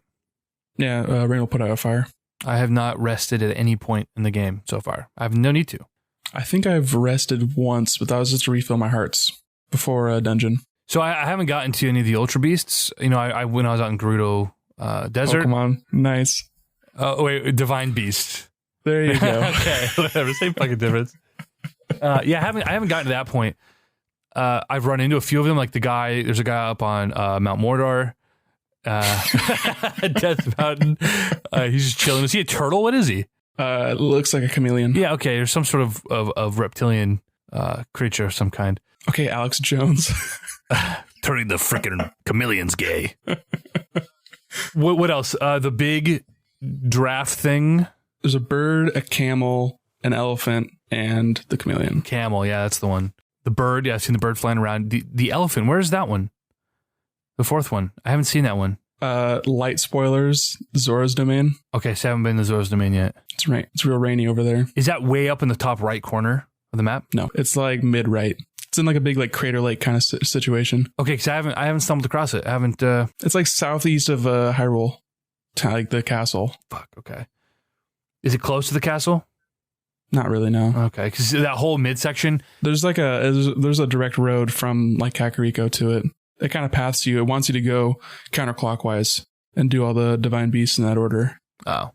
So if you follow all the story beats and kind of go to the closest point every time you get a new quest update, then you would pretty much go from Kakariko to Zora's Domain. Oh, so and then as you're approaching the tower for that area, there's a bunch of Zora that are like, "Hey, are you Hylian? We want you in Zora Domain. We need your help." Oh, you know what? Okay, so check it out. Because fish people will come yell at you. Here's what happened. Is it pathed me up to Hatino Village? Is that what it's called? Hatino Village? Where you meet Impa? I wonder how I missed the Zora thing, because it wasn't until meet Impa. Impa's in Kakariko. You meet her sister in Hateno. Oh, Hateno is the one where the laboratory is. The lowly's at. And yeah, you meet the old lady in the little girl's body. As I said. Is that her name? What's her name? Pura. Someone that starts with a P. Okay. Yeah, so I get it mixed up with Impa's daughter is a really similar sounding name. Her daughter's name is Puya. I don't know. I haven't encountered them yet. But I got up there and then they sent me off on a quest and I said, fuck this quest. I'm going to go fill my map in first. And that's what I did for, 9 hours of game time last 2 days. Oh, no, do that quest. Because then they'll give you even more to do. Because you get a new rune. Oh, yeah. Your last rune. Yeah, I should have. I really probably should have. Oh, dude, there's no way I'm filling out that index. What's the, what? Tell me so about it. Spoiler alert. Okay. You get a camera for your Sheikah Slate. which then you could pull up and take pictures of enemies and like food and creatures, which then when you upgrade your sensor, because you have that sensor that beeps annoyingly every time you're near a shrine, Right. which you can turn off. Oh, I definitely did. But you can also set it to a certain thing that you've taken a photo of. So say you're like looking for hightail lizards. You can set your Sheikah sensor to beep whenever you're nearby a hightail lizard if you've taken a picture of it. That seems like such a flimsy mechanic. The beeping is maddening. It's pretty flimsy, but because it doesn't accomplish anything beyond that, it's not like leaning on you. It's not a checklist that you would feel gratified filling. Right. So it's not like triggering me unnecessarily to try and take pictures of all these goddamn butterflies. See, what I want to do is I want to go through now that I have my entire map filled out, is I want to start in one corner and I want to go get all the Korok seeds and I want to get all the shrines. And I don't want to start the game until I have like max inventory and like all of my hearts and a couple of stamina wheels.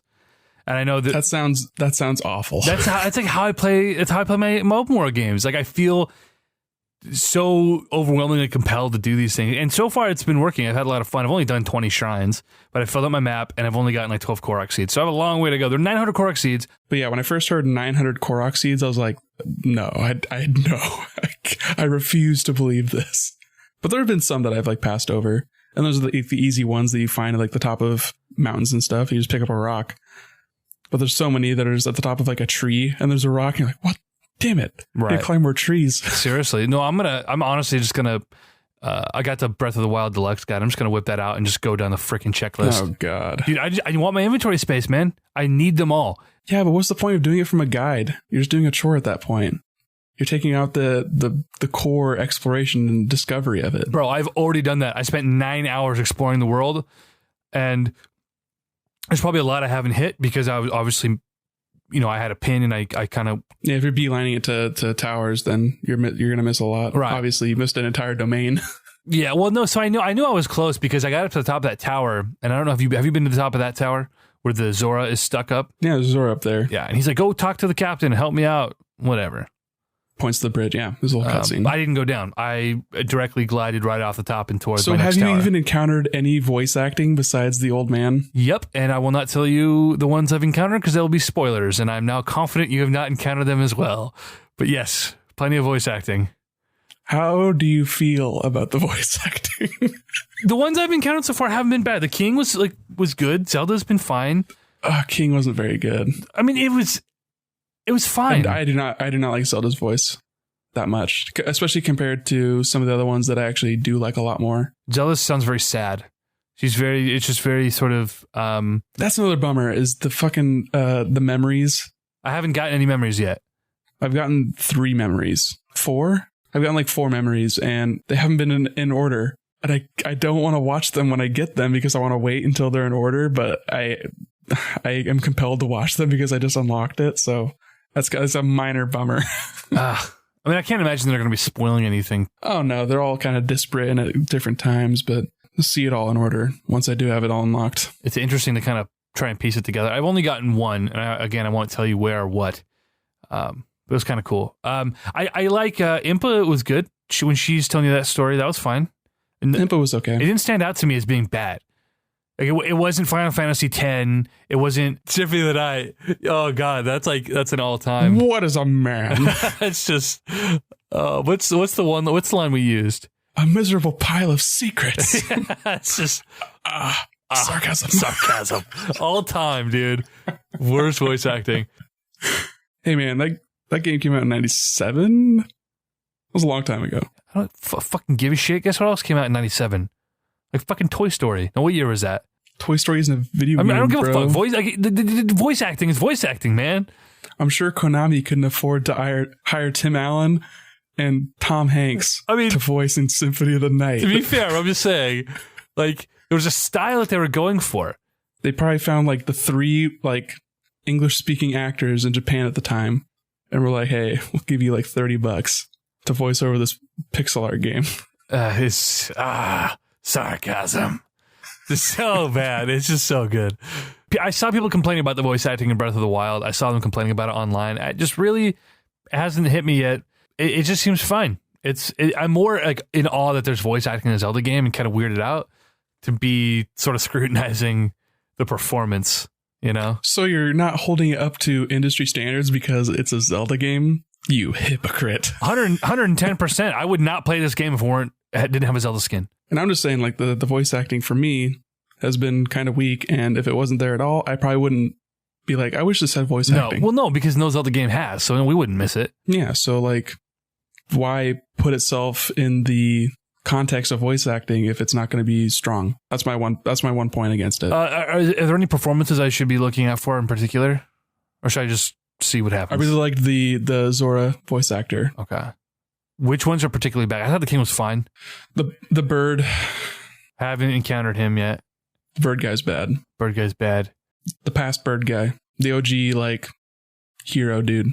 Do you have any context for the story of, like, what happened 100 years ago in game? I mean, other than Calamity Ganon coming over.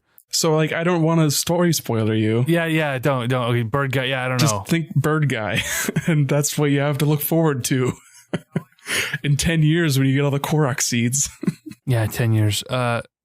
Link gets sealed away, and I wake up. That's all I know. Yeah, because that's what the king kind of tells you. But he tells you about the divine beast too, doesn't he? Or did you do the Impa thing? Yeah. The divine beasts were created to...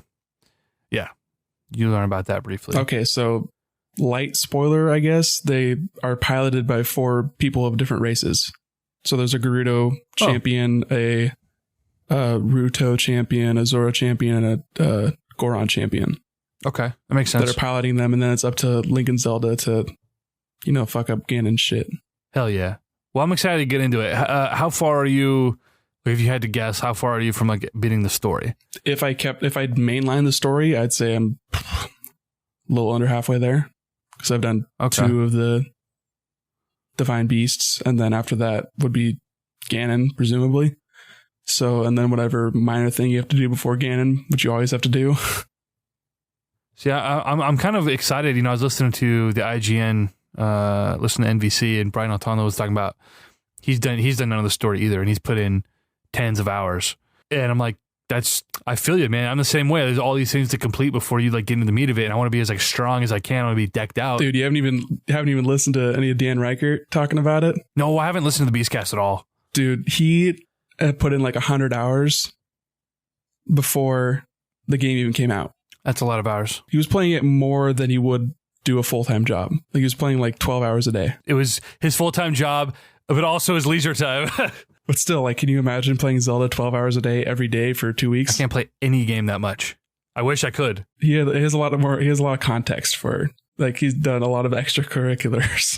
And he's talking about, I'm still playing it because he's still cleaning stuff up. So you have that to look forward to. That's a lot. I'm not going to try to complete the game. I just want to be decked out, which means fat inventory, fat stack of hearts, and then I can move on. I want to upgrade all my armor, which means I need lots of money, which means I'm just grinding, cooking, and selling, which is a slow burn. Walter White. You know what I'm saying? I'm selling that them blue ass durian fruits. Spoiler alert. Did you know that if you cook 5 durian fruits together, it gives you 26 extra hearts? That's a lot. Bitch, dude. Bitchin'. I don't know why I said bitch, dude. It's bitchin'. That's what I meant to say. What armor sets are you rocking right now? So far, all I've been able to buy are the 2 sets from Kakariko and Hatino. The Sheikah, the stealth armor. Yeah, and the Hylian armor. Tell me how upgrades work.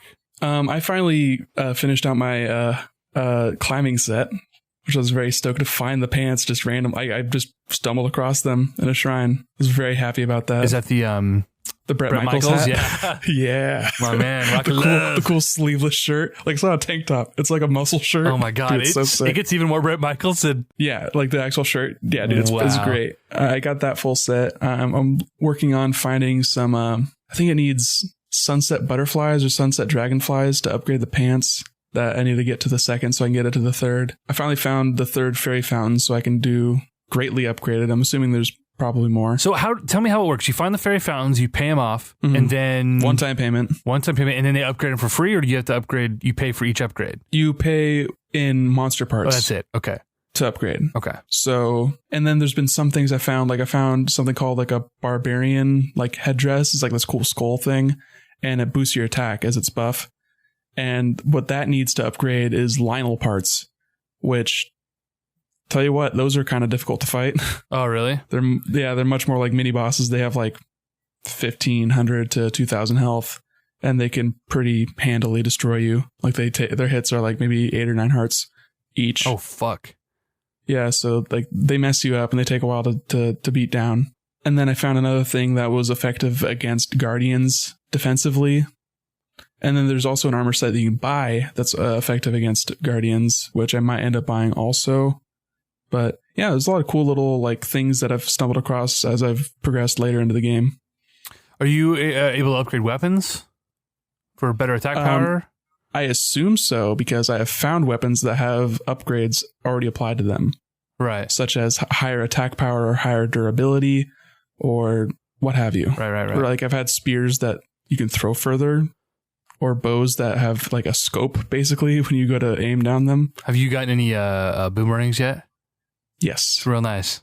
I like the boomerangs. Giant boomerang's kind of tight. Yeah. When I had one of those, I was like, I want to keep this forever. But then I was like, I don't want to have a 2-hand melee weapon. They're also not very durable. You're throwing those things around. You get like 4 hits and they break. Well, the giant boomerang I've had more than that. The wooden ones definitely break a lot quicker. I've had like the Lizalfos boomerang, little dragon teeth or whatever the fuck they're made out of. Yeah, I've had a few different tiers of those, which is kind of cool seeing the design for them. Like I think the highest one I've seen is like a tri boomerang, so it has like 3 points on it, and it's for like 28, so it's actually pretty good. But it's one-handed when you're attacking, which is nice. Right. See, I don't know, I just like the different weapon classes. They're all kind of varied and kind of cool in their ability to interact with the world. Like having a sledgehammer to break open boxes or break open rocks to mine for them, but they're not very good at like fighting, so they're just not very strong. Right.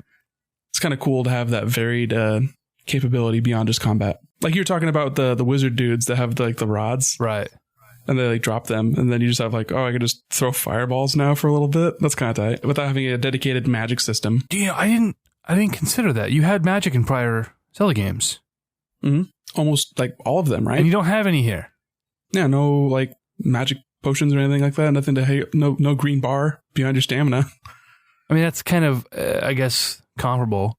You're using it for similar things, but yeah, you're not throwing fucking fireballs and shit. You know, that's. I didn't even think about that. You do get something sort of similar to spells when you beat Divine Beast, though. Okay, like extra runes or what? Something like that. Okay, and no spoilers. All right. Yeah, I won't tell you what. You're being coy. I can see it in your face. At least one of them, you would be like, "Oh man, I wish I would have done that before trying to get all the towers." Really? Yeah. Oh yeah. Man, yeah. Tell me. So what does it do? Tell me what it does. I don't know if I should. I feel like that's a spoiler. Is it? But I will say, does it aid me in climbing? Oh fuck! He's nodding, boys. He's nodding. Shit. Because I went through hell trying to get to these towers. Some of these, dude, the one in the oh no, you talking about the ice one? It'd be no problem if you had this ability. Fuck. So if you want to be able to traverse easier right off the bat, I would suggest doing the Ruto one. When you send in your Switch to get it replaced and you lose all your save data, inevitably, you can know to prioritize that one first. I will never play this game again if I lose this save data. When you're playing it in hard mode. That won't happen. For $20. This game is difficult enough. Why the hell do I want a hard mode? If hard mode came with if they got rid of the durability, I would play it. I don't care how hard the game was. I can only imagine if you play a game for 100 hours that you would be good enough at that point to play a hard mode. But what's the incentive? I would hope. I don't. I play games on easy usually. I'm a bad gamer. I don't want. Like there are very few games where I want the challenge. I was just throwing it out. I'm just saying. Yeah, I don't give a fuck about that hard mode. So I mean, at the end of the day, to wrap up, I'm glad you're enjoying Zelda, and I think whether you want to admit it or not, a lot of that is because there are a lot of the open world elements that are getting you.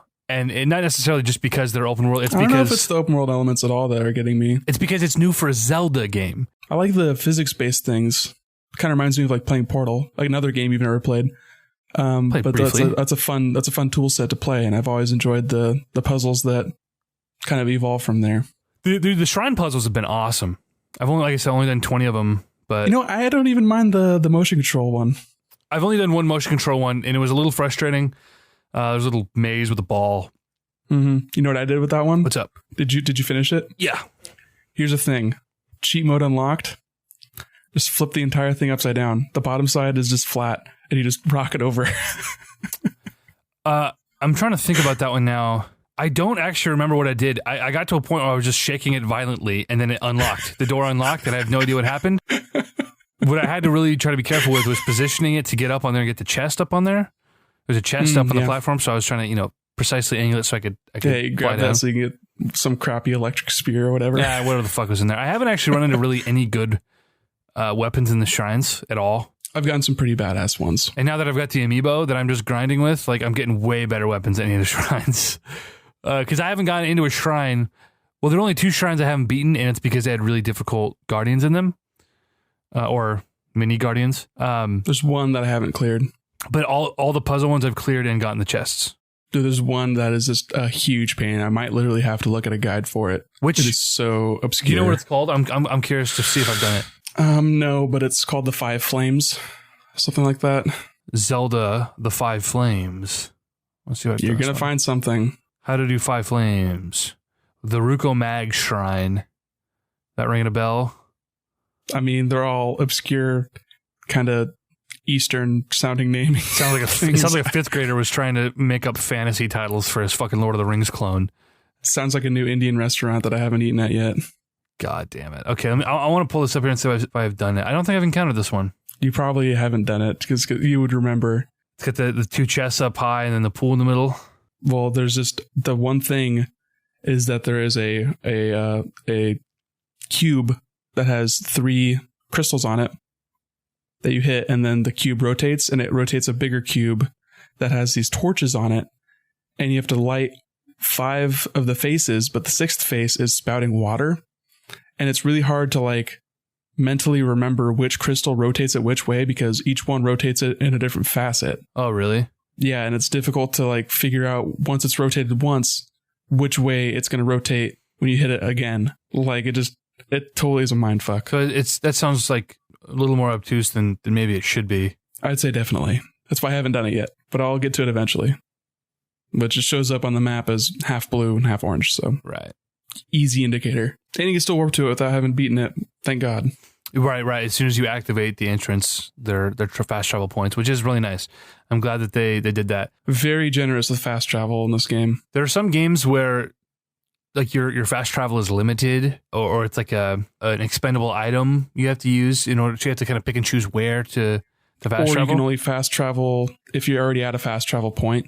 The Witcher. Oh, you know I modded the fuck out of that playing The Witcher.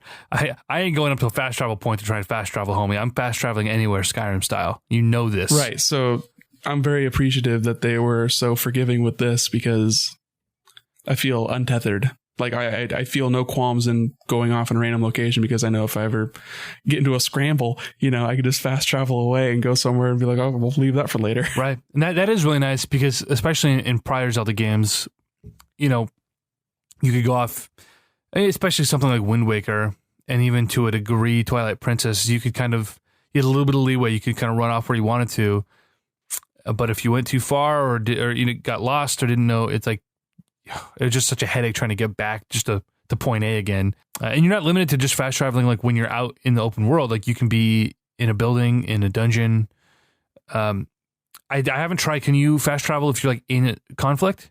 Yeah. You can just fast travel right out of an ambush or something? Pretty sure, yeah. That's fucking tight. Skyrim wouldn't let you fast travel if you were in combat, if you had red bar at all. Or Skyrim didn't have red bar. You know what I mean? If you were in red bar at all, if you had aggro, you couldn't fast travel. But no, I think the game, for a Zelda game, does a lot of really great things. The new sort of twists, taking some of those tried and true open world elements and putting it in with the Zelda formula. People said that this is what Zelda needed to survive. I don't agree with that statement.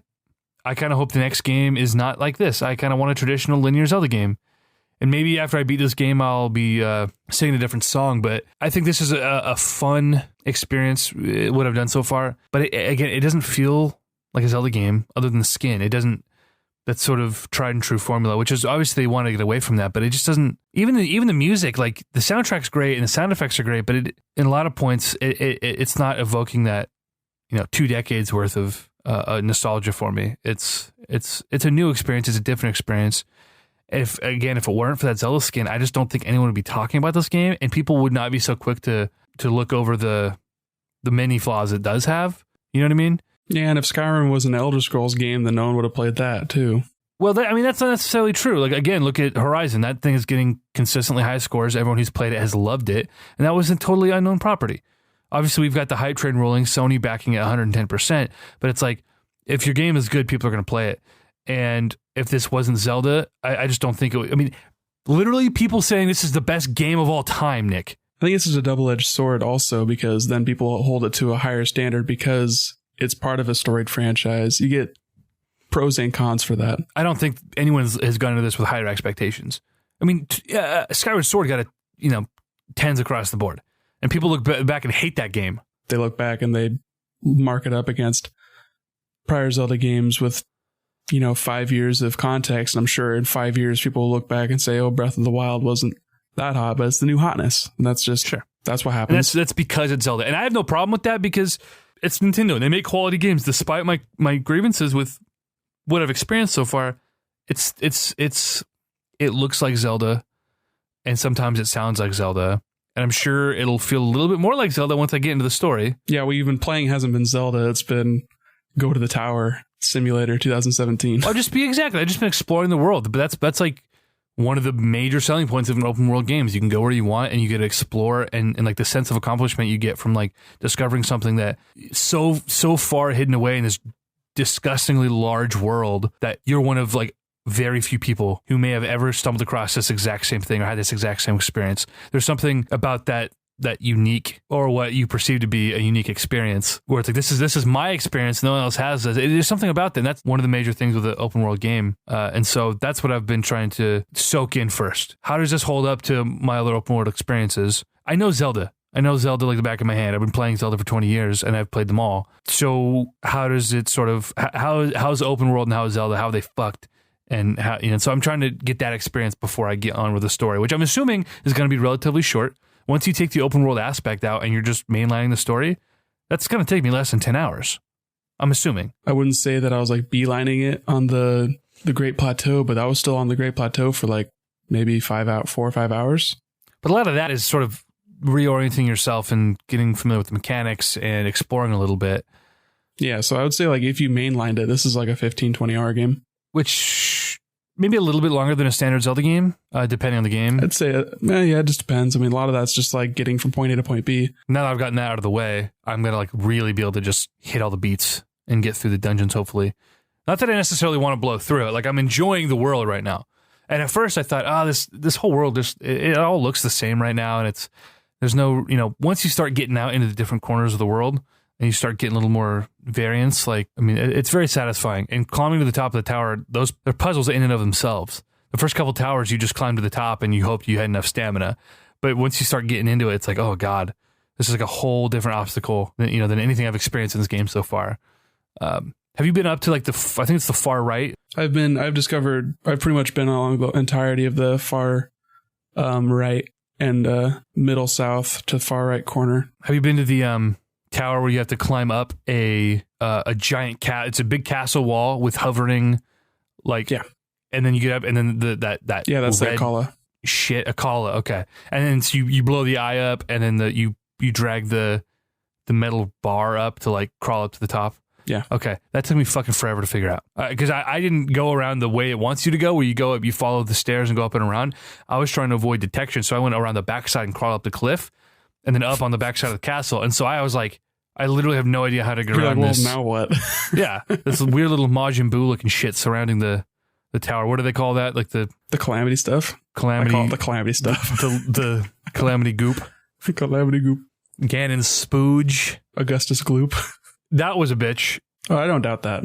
Now that I have my one secret weapon, I don't foresee too much trouble in the future. You son of a bitch! I have to go do it. So the Rito one, I should jump on first. Yeah. Okay, fair enough. I'll look into it. I'm gonna keep playing this game. I really hope it grabs me in the way that it's grabbed everybody else. Because, like I said, it's insane right now. And normally, the old scuttlebutt. It's always the last Zelda game was the best Zelda game ever, and people are unhappy with the current one. Twilight Princess was garbage until Skyward Sword came out, right? Wind Waker was trash until Twilight Princess, and everyone hated Twilight Princess. Like, it's how it's always gone, with the exception of like Jose Otero's of the world, giving Skyward Swords 10s and shit. He didn't give Skyward Sword a 10. He wasn't at IGN at that point. No, he was at GameSpot, I think. He gave it a B+. No, who was it that gave it a 10? Who was a part of that crew? They're talking about it. Otero did not give it a 10 out of 10. What did he give it? Someone gave... I was just listening to the podcast. I can't remember. But people are literally saying this is the best game of all time. That blows my fucking mind. You could hardly even come up with 10 games of all time. Well, 10... I don't think you're in any position to be the critic. Come on. It was... I know you can criticize criticism, and that's easy to do. I could do that too. But actually evaluating a game is probably a lot harder than either of us imagine. YouTubers, people on Twitter, it's all hands-on best Zelda game. I guess if you feel that way, I can't argue with that. But best game of all time, and this isn't the best open world game this year. If you go purely by ratings, then clearly it is. Sorry, well, I don't necessarily just go by ratings. I like to get into the nitty gritty of what people are actually thinking and feeling. Oh, so like you go into and play Horizon? Because that's like the main competition. What are you going to say? Wildlands is the best one of this year? Is that the Ghost Recon? People are loving that game. Giant Bomb doesn't love it. Giant Bomb fucking thought Hitman was the best game of 2016. So those fucking old guys, I don't listen to what they have to say. I like those guys, but dude, Hitman was not the best game of 2016. Did you play it? Dude, Hitman was not the best game of 2016. No, I did not play it because it's Hitman. It's Hitman. So I'm just saying, you don't know. Getting me heated now. That's true. I don't want. I'm talking on my butt. I really am. If you want me to point one reviewer against another reviewer and be like, well, they said this thing, I mean, you'd easily find a perfect review score for every Pokemon game ever put out. That doesn't make them all perfect. That's why I don't just go on review scores. You have to see the reasoning. You can't just go, this game got 10s or this game got 7s. You gotta see why. And when you look at the Zelda scores, it's like all these things that games have been doing for a really long time, except for now that you are playing as Link, it's like blowing everyone's mind. And that's totally fair. Like, I'm enjoying the game. It's a fun game. It's a great Zelda game. Well, quote unquote Zelda game. I don't think it feels like a classic Zelda game, but it doesn't need to necessarily. I'm glad everyone's having a good time with it, but best game of all time. Come on. Don't get me started on the Giant Bomb guys. Those guys wouldn't let Riker put Stardew Valley on top 10 games of 2016. But are you then kidding me? So did you listen to that hour-long segment of them fighting? Nick, yeah. You're now online. Officially, Skype just gave me the notification saying that you're online. Hey, well, I'm glad to be here. Yeah, welcome back. I mean, where does this rank in like your pantheon of best Zelda games of all time? I don't know. I haven't beaten it yet. I feel like that's a very crucial part of how I feel about it, is how I feel about the story once I'm done with it. So midterm evaluations here. This is when you know. All right, and when you're in school, midterm, this is where you know sort of your trajectory for the term. All right, are you going to fail out here? How's Zelda doing? Where is it stacking up? You're obviously loving it. Yeah, I'm enjoying it a lot. I'm playing it a lot. I find its closest comparison for me is Wind Waker, and that it does what Wind Waker wanted to do in a lot of aspects. And for that, I would have to say it's a better game than Wind Waker. Sure. And that before this game, I would say Wind Waker is maybe... It's better than Ocarina of Time on a good day, but Ocarina of Time is a more concise experience overall. Totally. I wouldn't argue with that. And then I don't know if I can compare the 3D Zeldas to the 2D Zeldas. Nah, they're different beasts. Yeah, it's like comparing 3D Mario versus 2D Mario. Like, it's a different type of experience. You can't compare them. They're both great in their own right, which is usually a cop-out answer. I don't know. I like 2D Zelda games a lot too, but I also haven't played Link Between Worlds, which apparently is really, really stellar. So... You played Link to the Past? I started it. Never actually played all the way through it. That's a big game, man. I'm a fake Zelda fan. I put like 10 or 12 hours straight into that, like over like 2 days. I just played the shit out of it, and I still feel like I barely scratched the surface. But Breath of the Wild, I don't know where it ranks for me. I agree with you in the sense that like it's doing what Wind Waker wanted to do, but like dialing it to fucking 11. I'd be curious to see how they refine some of these mechanics going forward if they decide to do another open world game. A lot of this, which I haven't really experienced too much in the past as far as with Zelda games, is I wonder what they're going to take from this in their next game. Which we won't see till 2022, at least. I mean, what? Skyward Sword was 2011, so that's 6 years, and then Twilight Princess was 06, which is 5 years, so the next game's going to be 7 years away. Linear progression. Oh, God. That's such a long time. But hey, I would not be completely surprised at all to see a 2D Zelda game in the meantime. That'd be cool. Hopefully it's not a link between whatever 3, Link to the Past 3. It'd be nice to get something really, truly fresh. Like a sequel like Minish Cap or Sure. They've got a lot of stuff they can work with. What Jose Otero said on NVC was, and I totally agree with, is he's ready to cut off the whole Zelda franchise maintenance. Like, just stop Zelda for a while. We don't need more Zelda right now. Zelda's gotten so much love in the last decade, last 3 years. His whole reasoning behind that was so like half-assed and bullshit, though. I mean, I'm on board with like it. We've seen 2 HD remakes. We've seen Hyrule Warriors, which isn't a Zelda game. We saw Triforce Heroes, which was not a Zelda game, and we saw Link Between Worlds, which was a Zelda game, and that's it. Between that and Skyward Sword, we had one game. It's like saying Federation Force is a Metroid game. No one's gonna buy that. We had a lot of Metroid love last year. We got a real Metroid game last year. No, don't say that out loud. We got a Star Fox game last year. Here's the difference between Federation Force. Is like nothing Zelda related has come out to bad reviews. Zelda fans have gotten a consistent stream of like quality entertainment. And the 2 remakes, yeah, there were remakes and there were holdovers, but they were like wonderful, vast experiences. Yeah, but they were just remakes. They didn't add anything really. Okay, then by that logic, give me a fucking Metroid Prime Trilogy remake with real controls to hold me over to the next Metroid game. Sure. Make a lot of people fucking happy, but they're not going to do that. Yeah, but doing new controls would be more of an undertaking than just doing the textures. Would it though? Yeah. I mean, it would be obviously more, but like it's not undoable.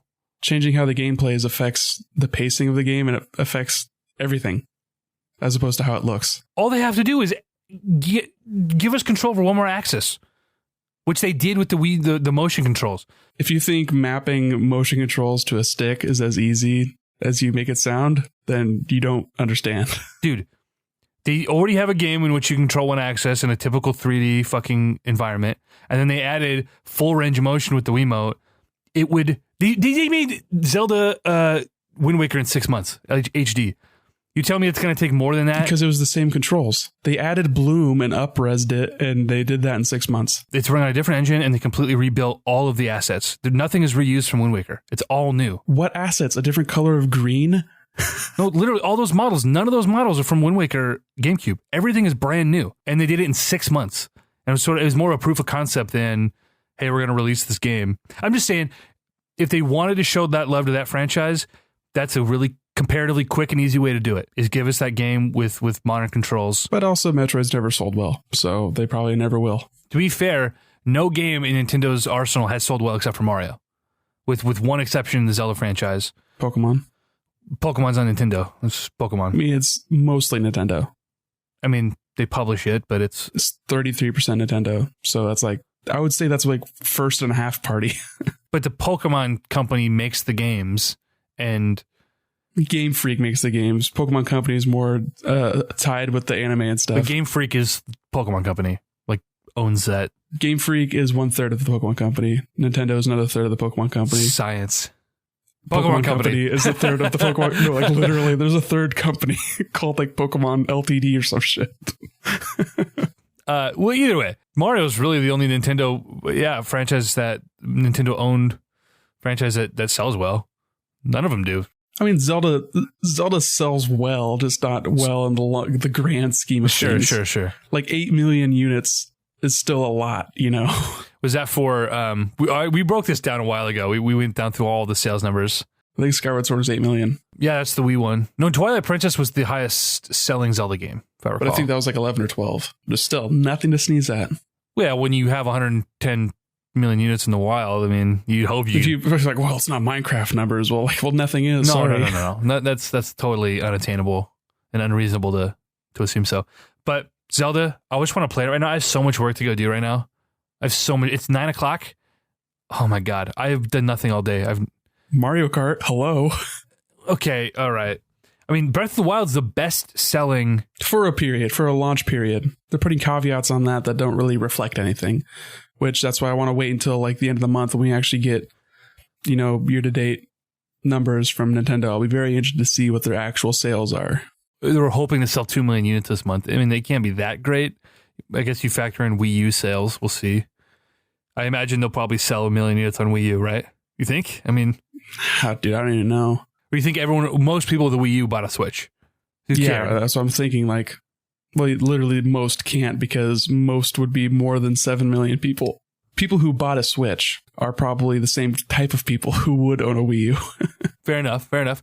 I actually have a few friends who went out and bought Switches that didn't have a Wii U and nor had an interest in a Wii U.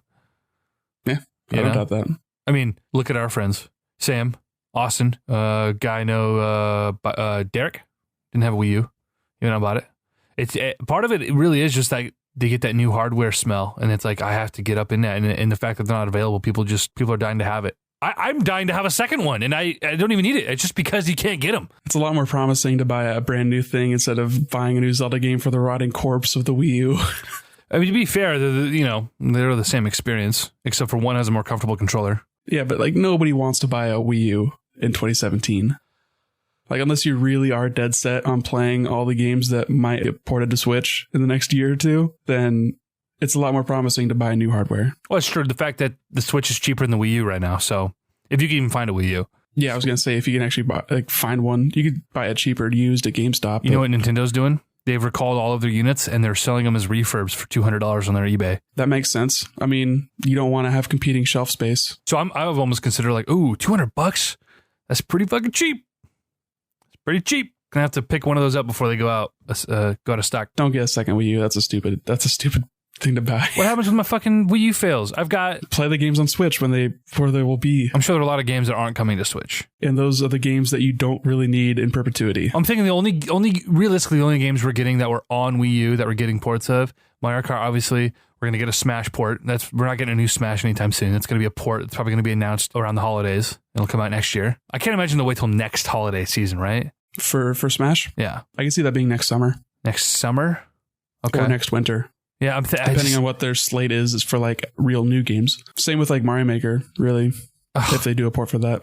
And I can't imagine it'd be a wholly new experience, right? It's got to be a port. Well, how long did it take them to get it on 3DS? I don't know, but I think that's probably that's apples and oranges. Yeah, I mean, I know that it's different, but it's also going to be different going from one screen to two screen with a different architecture. Sure. So, I mean, I'm sure they've streamlined the process from Wii U to Switch a little bit with Zelda, but we also don't know because that game's been in development for 6 years, so who fucking knows? Splatoon's obviously that's just a port. They ported it over and added some new stuff. There'll be new UI in the home screen, but that's for all intents and purposes just a port. I'm trying to think of the Wii U games other than Smash. Everything else is probably going to stand alone on that console. Maybe, yeah. But part of the reason too is like the Wii U is going to be like the ultimate Smash Brothers machine. Personally, going forward, like even when they release Smash Bros on the Switch, the Wii U, I can still have two GameCube controller adapters if they even decide to support the GameCube controllers. If they continue to do 8-player Smash, that's another thing. Will they do that? That's huge, dude. Maybe. I don't know. That's not like a huge selling point for me. I don't really care too much about 8-player or about having 8 GameCube controllers. It's very rare that I actually have 8 people who want to use a GameCube controller or not against using like a Pro or whatever. And at that point, the Switch is a portable console, so you, me, and 6 other people can hang out in a room with our Switches and fucking talk shit and have our own screen. No, I won't. It won't be playing Smash Bros with a controller that is not a GameCube controller. I did that on the launch of Smash Bros a couple years ago. Was that 13? 14. It was 14. For a 3DS? Well, I'm thinking about the Wii U one, but 3DS was a few months prior, I guess. Yeah, it's 2014. Yeah, I know you and I, we waited out with a buddy. The special edition with the GameCube adapter was sold out everywhere. You couldn't get the adapter. And so we had to go play it with Pro controllers all night. And that was the first and last time we did that. I can't do it, man. I can't do it. It was totally fine for me. I mean, there's really nothing about the GameCube controller that is necessary for Smash for me. Like, I'm not using analog triggers for shielding. Doesn't really matter. The sticks are fine. It's just something about it. Like when I'm playing Smash Bros, I'm teleported to a different era, a different mindset. I trying to play it with conventional controllers and a button layout fucks me up. The only thing I do is I rotate the face buttons so that they closer mimic the ABXY of the GameCube. I should have done that. That's part of the reason that fucks me up. And then I swapped the triggers and the bumpers for ZL, ZR, and LNR to be closer to the Z button being grab, and then LNR being shield. So the further back triggers were shield, and then the bumpers were Which that was really cool. I really appreciated having control options, having tap to jump off. Oh, godsend. It's as Nintendo fans, and primarily as Nintendo fanboys that we are in a lot of ways. It's interesting how Nintendo, they're like Apple fanboys. Apple is like 6 years behind the curve on everything, and when they finally implement it, it's like, oh my god, thank God, oh Apple, they're the fucking best. Blah. Like Nintendo, it's a lot of game developers that do that kind of similar stuff. You think people who are fans of Street Fighter are not thankful when Capcom finally does one thing right? You know, Street Fighter fans hate Capcom and they hate Street Fighter. Yeah, but when they get one thing right, they're like, oh, thank God. Well, it's less of like thankful towards the company, and it's more like fucking finally, you ingrates. Okay, so what you're saying is Street Fighter fans are shitheels that are ungrateful when good things happen. Totally. Whereas Nintendo fans, it's like, oh, great. Are thankful. You know, exactly. And it's like, should we be thankful that they're finally implementing something that we've been doing for a decade or more? Like, oh man, we had controller options. You know, I'm playing Zelda, and I was thankful to go into the options and see stick sensitivity. Wasn't expecting to see that. When I first got that game going, I was like, please, God, let there be a sensitivity option. Please. And I was surprised. No, it's just one of those things that you wouldn't notice if it wasn't there. Like if stick sensitivity wasn't in the game, you wouldn't be like, well, it doesn't have stick sensitivity and knock it against that. You wouldn't remember. You'd be like, oh, it's only because you see it that you're like, man, if they hadn't have done that, that would have been so shitty. I literally, that's the first thing I did when I turned that game on. I was like, there better be one here because this is unplayable. Like, I'm a high sensitivity guy, man. I know. God damn it. God damn it.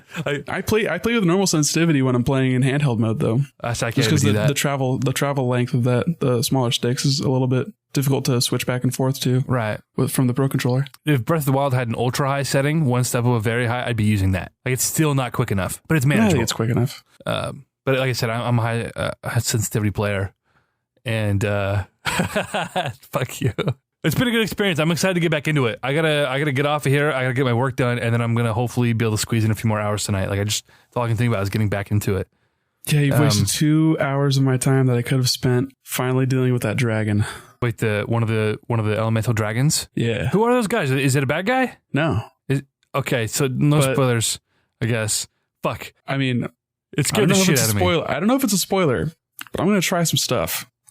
Because for the upgrade path for the champion's tunic that you get, okay, it says Farash's horn, 0 out of 2. Is that the big Atreyu looking motherfucker, Shenron? It's the lightning one. Okay, great. So I'm thinking I might have to fight this dragon. Fuck. Which he is totally, from what I've seen. So he goes up that like waterfall, right, in the jungle. Then he goes down the waterfall. And then he goes around Lake Hylia and kind of just like swoops around over there. So I don't know what I'm going to do, but I'm going to do something reckless. Are you going to try to get it to a really high point and like land on him? No, because if you get near him, he'll electrocute you. Oh, shitty. And knocks off whatever you're holding. So what the fuck can you do? I'm thinking I don't have to shoot him in the face. How are you going to get to his face? I'm going to get not too close. I'm not going to land on him, but I'll probably have to float like above him and shoot him in the face. God damn it, dude. I have to shoot a dragon in the face. I don't know, maybe. Oh, dude. It scared the shit out of me. I took a bunch of screenshots and I was like, what the fuck is this? Yeah, I've done that with all 3 that I've seen. There has to be a 4th one, right?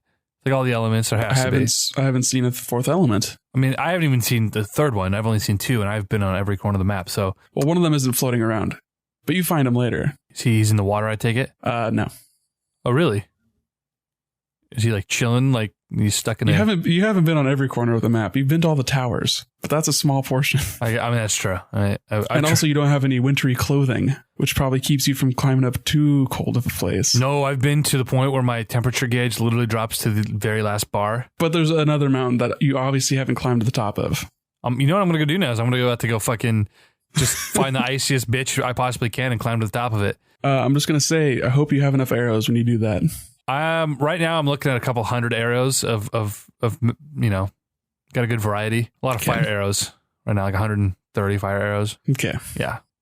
I got Epona the other day. It's something I didn't mention. Yeah, that drops from the Twilight Princess one, right? No, from the Smash Link. He drops the Twilight set too, so that's what I was thinking. Yeah, I've got my full Twilight set. I got my Wind Waker set. like I said, I think I've got all the unique items now except for the Sword of Six Sages. Is that what it's called? Ganon's Sword? The Ocarina set. The Ocarina set, you have to use the Ocarina amiibo. And currently the Ocarina amiibo is selling for $75 and you can't buy it new anywhere.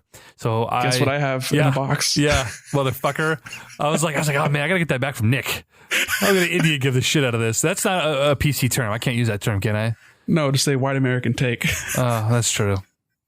I don't want to offend anybody. Sorry, all Native American listeners of our podcast. Well, it's a term I grew up with, and you don't realize how insensitive it might be. I do apologize. But anyway, I went on to try to go buy all of the rest of the Zelda amiibos when I realized how fucking useful they are. Wait, do you have the Sheik set too? Sheik hasn't dropped anything from that.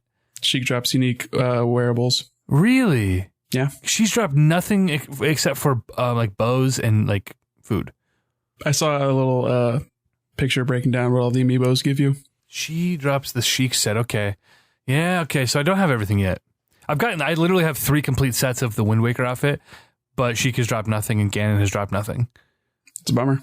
So, but dude, it's been so helpful. Just like the food, and the food that drops is unique to the region that you're dropping them in.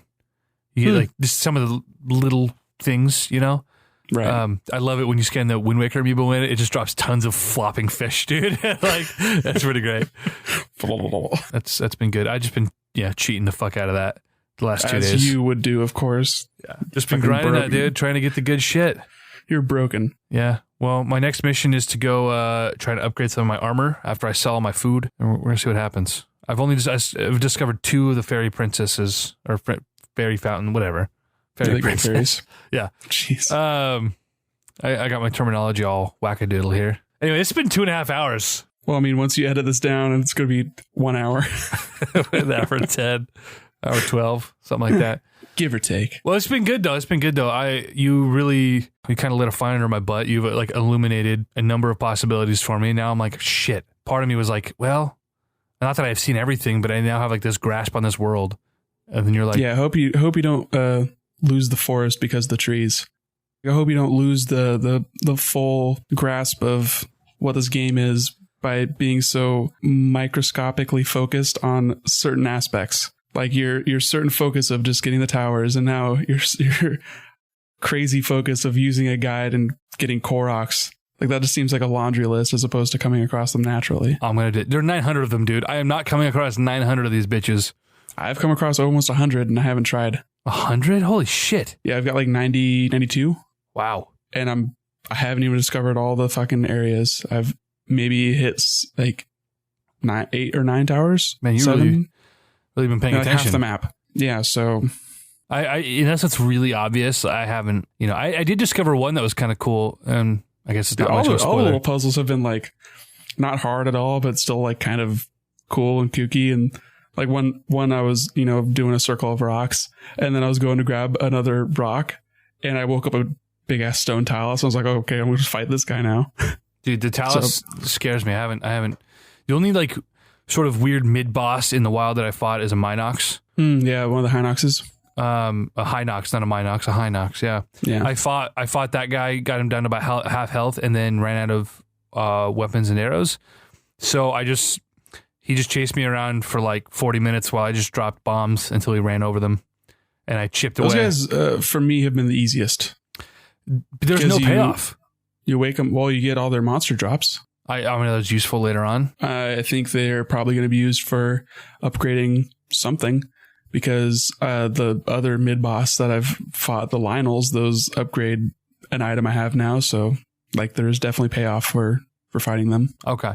So maybe I just am not seeing it yet, because I fought the thing and I was like, I wasted like 8 weapons and all my arrows, and I got 3 monster parts and a traveler's sword and a traveler's bow, which are like level 8 weapons. Useless. They drop different weapons. And like there's one area that there's this mountain region that there's 3 of them, and they each have like one of those glowing, this is a puzzle balls around their neck. Right. And then once you beat them all, then you find an area that you bring them all to, and it opens up a shrine, then you unlock a shrine. So like there's different layers. I told you when we first got this game is, Nick, I need you to keep me accountable. I need to beat this game. And inevitably, I'm going to get burnt out trying to do all these things before I even get into the game. I need you to keep me on it. and keep me honest. I'm going to beat your ass if you don't actually do one dungeon before giving up. I'll try to get through one. Okay. No more questions. It's been 2.5 hours. We got to go. But I have more questions for you. I need you to tell me more. Okay, well, just boil it down. Ask me like a quick, easy question. So are the dungeons more combat heavy like prior to, obviously they're all pretty puzzle heavy, but there's still been a heavy combat emphasis within the dungeon, many bosses and tons of mobs, and then the final encounter. Is it similar here, or because I heard someone say it's way more puzzle oriented in this game? It is way more puzzle oriented. You don't really fight any enemies except for the boss in the dungeons I've played, which are 2 of them. So I would assume that's the same for all 4. I kind of like that. But the puzzles are what you would imagine a shrine would be, but they're way more focused on the beast at hand. Okay. I mean, what's the difficulty curve like? Have you felt it's been adequate, more difficult than you imagined, more in my level? Like I was talking about with that cube one, not nearly that difficult. Okay. Not nearly that obtuse, but it's more exploratory in its puzzling. It's like you have to find way to solve and then solve it. It's very environmental in a really cool way, which I appreciate a lot. Very thematic. So a little more like a classic Zelda game. Right. So if you imagine like a shrine as like a room of a dungeon in a prior Zelda game, imagine these dungeons as being like 5 shrines worth and then a boss fight. Okay. Which pertains to the dungeon, obviously. How do the boss fights stack up to prior Zeldas? I mean, as far as like difficulty, or because you don't have that like associated item that you would historically have with a Zelda game, which was always like the weakness to the boss, you know, in like some sort of gimmicky way. This is more just like, have you learned the combat of this game? And so far from my experience, the bosses have been easier than the harder like mid bosses that you find out in the wild, like the more egregiously OP Hinoxes or Lynels or what have you, but they're more interesting in how they utilize the environment of the dungeon. So it's more like a classic boss fight in that way, like a Bongo Bongo or like Twin Rova from Ocarina of Time, where it's kind of like you versus the boss and the boss arena incorporated into it. So what you're saying is I need to get my ass moving and get on one of the first Divine Beasts. Yeah, you should probably do that. I mean, I hit up my first Divine Beast when I had like 6 hearts or so and like an extra 5th of stamina, and I wasn't really too troubled by it. Okay. That's about where I'm at. And I can hold like 3 extra weapons, so like I'm not like coming in super stacked or anything. Well, then maybe I need to emphasize becoming OP a little bit less and just fucking dive in. I think what I'm going to end up doing is I'll probably keep doing my meandering circuitous path and like exploring stuff, but also hitting up Divine Beasts when I'm like nearby. And then before I take on Ganon, I'll probably do a little bit of a deeper dive. I probably won't 100%. I won't do all the Korok seeds, definitely, but I'll probably do my best to like hit as many shrines as I deem like suitable, or before I, lose patience and be like, all right, I'm just going to fight Ganon. And then after that, I'll see how I'm feeling. At some point, just harvest the fuck out of some durians, and you don't even need to up your hearts. Like, you know what I mean? Temporary things never really hold too much interest over me, which has been something that challenges me also, is the cooking aspect of this game. Crafting, foods that make you sneakier or make you frost resistant. It's always interesting seeing that time kind of ticking down at the same time as you use it. It's always kind of tough for me to use. That's one thing we didn't mention, is I've actually kind of enjoyed doing all the cooking. It's been kind of a satisfying experience. It's a little annoying. There's no fast track. Once you have a recipe, you can't just like hit once on the recipe. You have to go through and manually choose all your ingredients. And then yeah, that'd be so nice. Just let me set out a fire and flip through some pages and just automate this. Yep, totally agree. I think it's just adorable in a sort of a morbid kind of way when you kill an animal with an arrow and it turns into a little slab of meat. Or if you like hit it with a fire arrow and it turns into a little cooked rack of meat. Or you can just fish with bombs. Right. And just, oh my God, that was real satisfying. I was traveling on this big cliff and found a waterfall, and at the base of the waterfall is just a giant pool in the middle of nowhere. Fucking tons of fish. I dropped one bomb in there, dude, and I was just boom, floated to the top, and I was like, that was so satisfying. like freaking 12 fish all at once. Just like, And then you turn on magnesis and you find a chest at the bottom of that little isolated pond. right. I love little things like that. Some of the weird little things like that I'm exploring, and like there's somewhere I need to go and I can't get there. You know, there's like an old door hidden in the background where I have to use magnesis and like craft a bridge. And I'll be playing and I get stumped. I'm like, I have no idea how to get to where I'm going. And I remember, oh shit, I have like all these tools at my disposal that I'm not using for hours at a time. And I got to look around. Okay, where's the little patch of water I can turn into an ice block, or I swear to God, I've had like 10 minutes where I was trying to cross a river and I had forgot I had cryosis. And I was like, or cryonis. And I was like, I tried swimming across. I didn't have enough stamina. I tried like climbing something and flying across. Didn't have enough stamina. It was really early on. Oh, see, what I do in those situations is I just make little ice blocks and just hop across. Yeah, I just didn't think about that. I was just completely brain farted my entire way for 10 minutes. Is that cryonis? Is the ice? Yeah. Oh, what's the stasis? I always forget about stasis too. I was thinking, can you stop a river with stasis and just like still water? I don't think so. Because there's some of those rivers are hefty and they pull you along and there's no fighting it. There's like the closest thing I've seen to that is I've seen some shrines that you have to stop like a faucet basically with stasis. Oh, really? To like temporarily drain like a pool so you can run across and like grab something. Dude, some of the shrines have been so satisfying. So varied. Yeah, they're really, really cool little puzzles. Well, shit, this has gone on way too long. We gotta get the fuck out of here. I got work to do and Zelda to play. And you've got work to do and Zelda to play. I've got Zelda to play, then work to do. And then more Zelda to play. Yes. Right. We're going to record again this week, right? We got to put some in the bank, man. Spank bank. We need to. Yeah, there's been some things that have happened. Mostly just us playing a lot of Switch and Zelda. But there's been a lot of like actual game news and we've just missed all of it. Yeah, nothing really matters that much. And that's true. We've been busy and we're having a good time doing it. So this has been the Constant Crusade podcast. We are out of here. We will talk to you next time. I am done talking. Get the fuck out of here. Ciao.